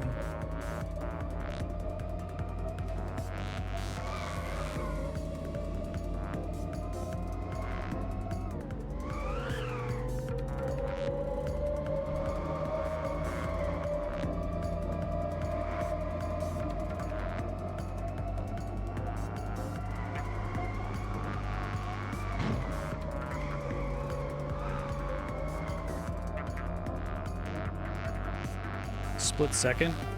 What's the gimmick with split second?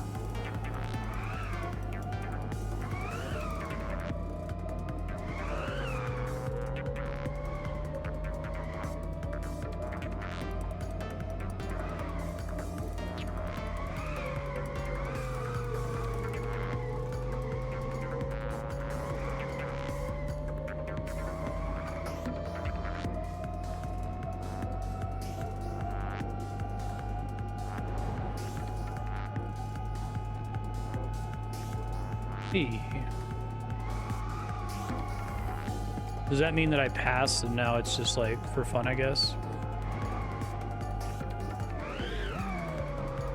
I love this car. This car is great. Thanks for suggesting that I bail and go to do challenge mode so I could regain some feeling of not being completely worthless.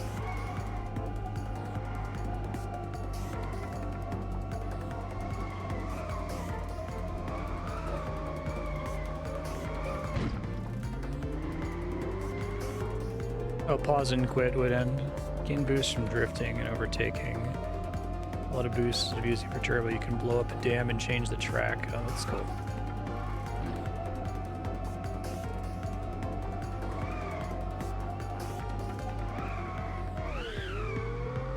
Yeah, this one, like, this car is like actively unrealistic, I guess, because they're literally just fiddling with their design space knobs. That's really good. I get it. I understand why you wanted to share this game.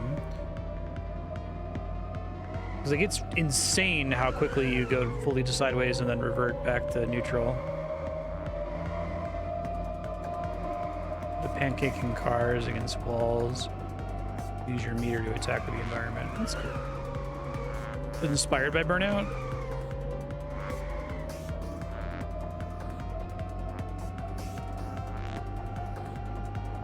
We're done.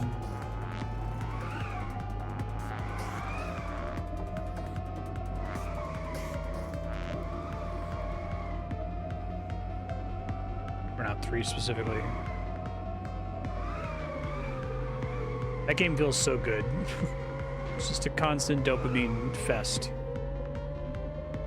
I think that's something that makes me struggle to get good at or really learn racing games, is the feeling that most racing games have one dopamine event and it's ending the race, right? It's crossing the finish line and the rest of it is just like stress, and I never get any like joy from just like negotiating a turn properly. Let me know if you see the car here. Is it the Bautista one?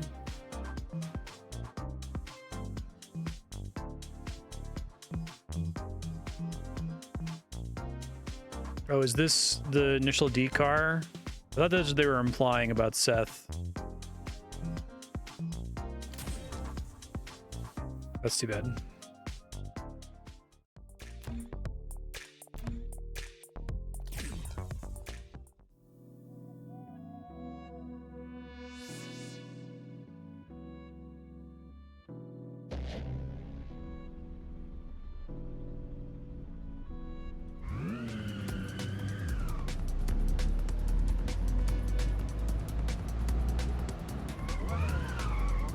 Yeah. Right, the like mountain that he has to drive down to deliver stuff. Hard to describe this one. This one's weird, like the one I was struggling with, but also... Oh, what the fuck? Okay, those two bars at the bottom mean something. They both represent something different. Maybe one of them is like how much... I can't even really explain. Okay, so it's like, okay, I let off the gas, I press left, and then if I press the gas again, I immediately spin. What the fuck? That's so weird.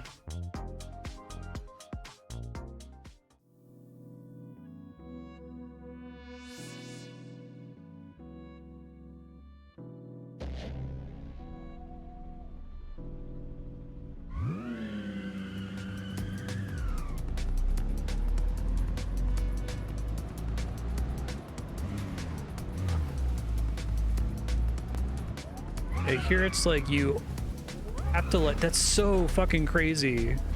This feels like they like turned one design space knob to 0 and another one to 100. It's really hard to describe what it feels like to try to drive. You let off the gas, you turn it, and then you can do that.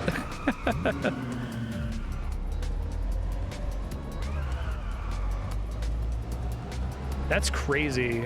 This is probably the most different car I've controlled.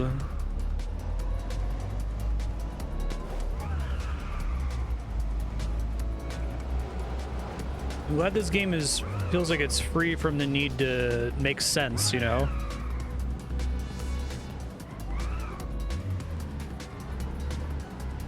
I guess I can kind of do it a little bit less extreme if I like alternate, tap the right stick and tap the gas on and off.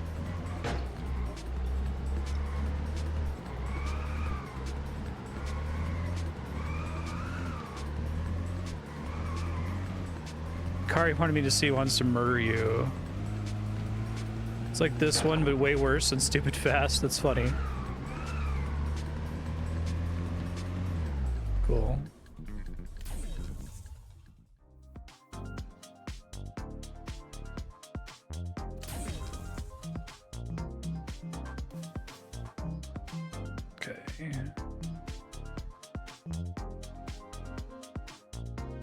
Jester. Oh, style, no problem.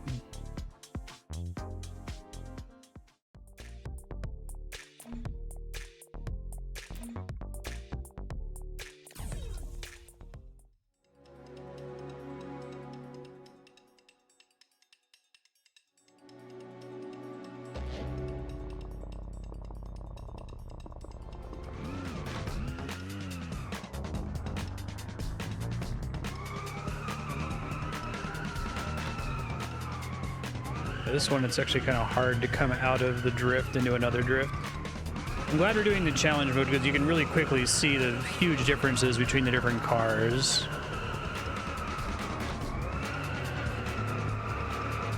Like, obviously, you can tell when you go from car 2 to car 3 in the story, but these are much more noticeable.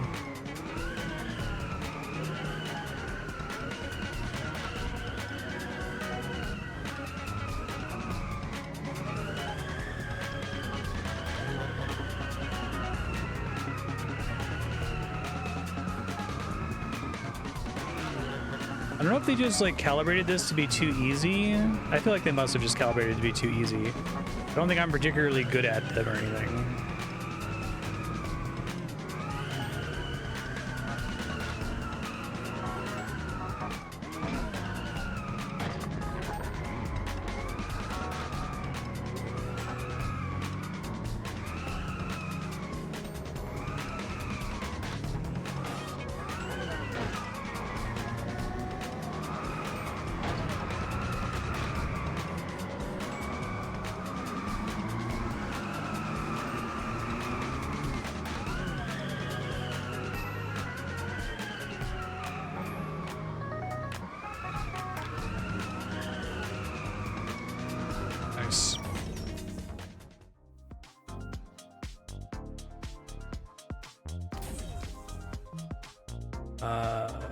Endurance, the Jet Z. Okay.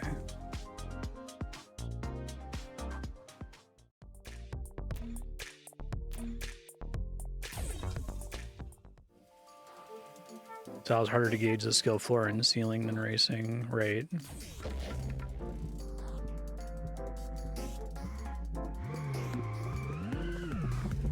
I guess maybe they just had to be really careful with like calibrating the oh, this one's interesting. So this one you almost don't even need to drift, because like unlike every other car in the game, you're like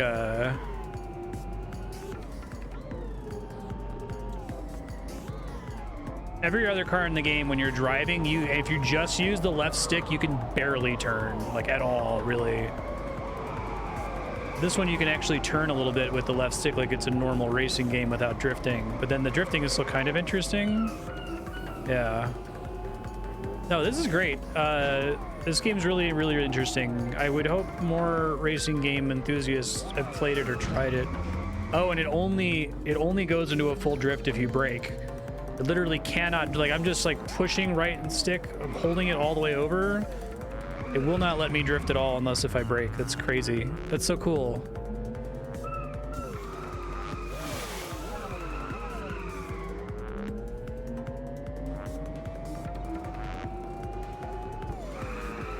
I can't believe so many racing games don't do this even just for fun, right? Like, I guess maybe it's because so many of them are simulationists and they have to be like real cars. And it's like, but you have like 700 fucking cars in the game. Don't you want to like make a couple fake ones just to play around with your knobs a little bit?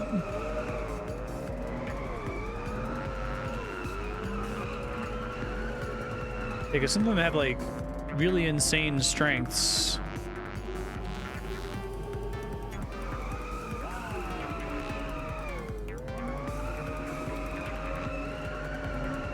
This is fun.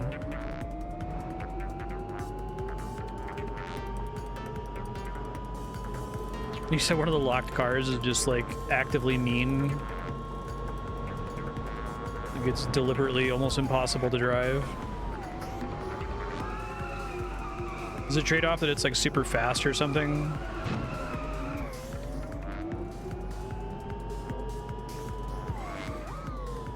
I like this car a lot, actually. The way it drifts is the way I was already kind of teaching myself to drift with the first two cars. And then if you just press the right stick without braking, it just kind of helps you to turn normally.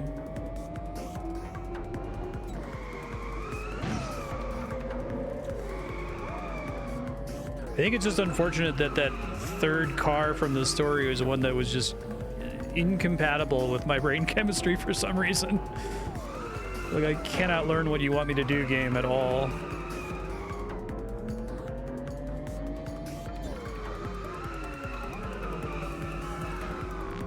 without hard coding specific behaviors.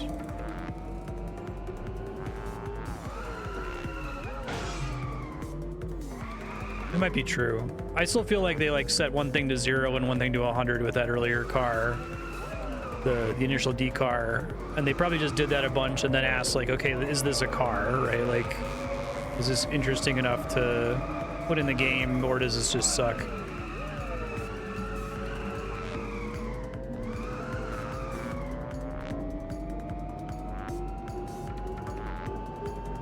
Because I feel like a lot of sim racers, it's like they have this very robust physics engine with all of these knobs to turn that go from 0 to 100, and then like all of the cars in the game exist in this tiny band from like 40 to 60. And there might be like one car where, you know, the speed goes up to 65. Oh my goodness, what a lack of restraints. How positively indulgent, right?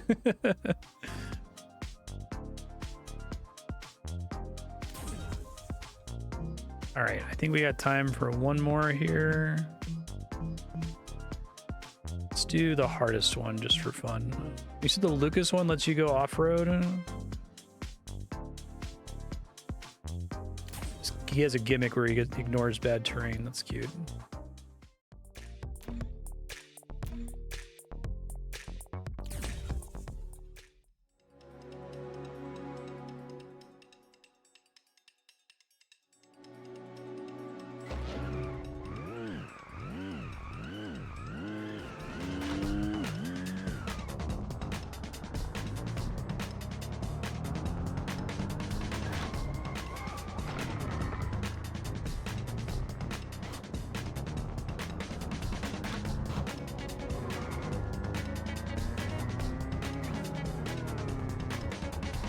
Two big shortcuts on this track that are only possible with his car, basically.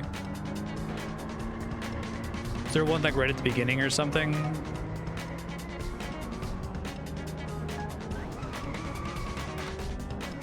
Yeah, track merchant.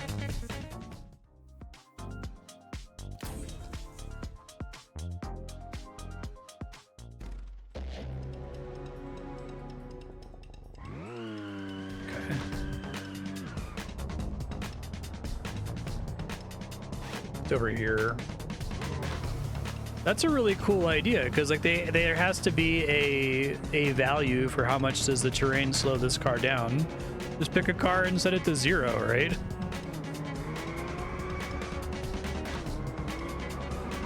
Why not? Like, it recontextualizes your whole game when you come up with it.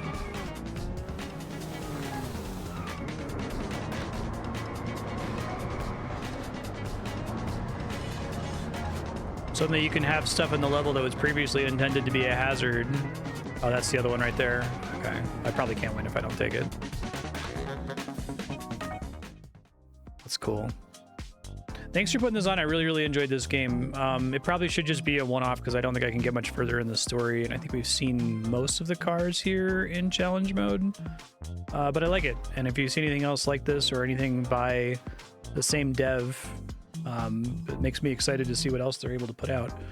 I haven't played a racing game like this before, which is great. I'm happy to be able to say that, not just be like, oh, the gimmick is that it's like, you know, 2% different from every other racing game. That's great. Enjoyed it.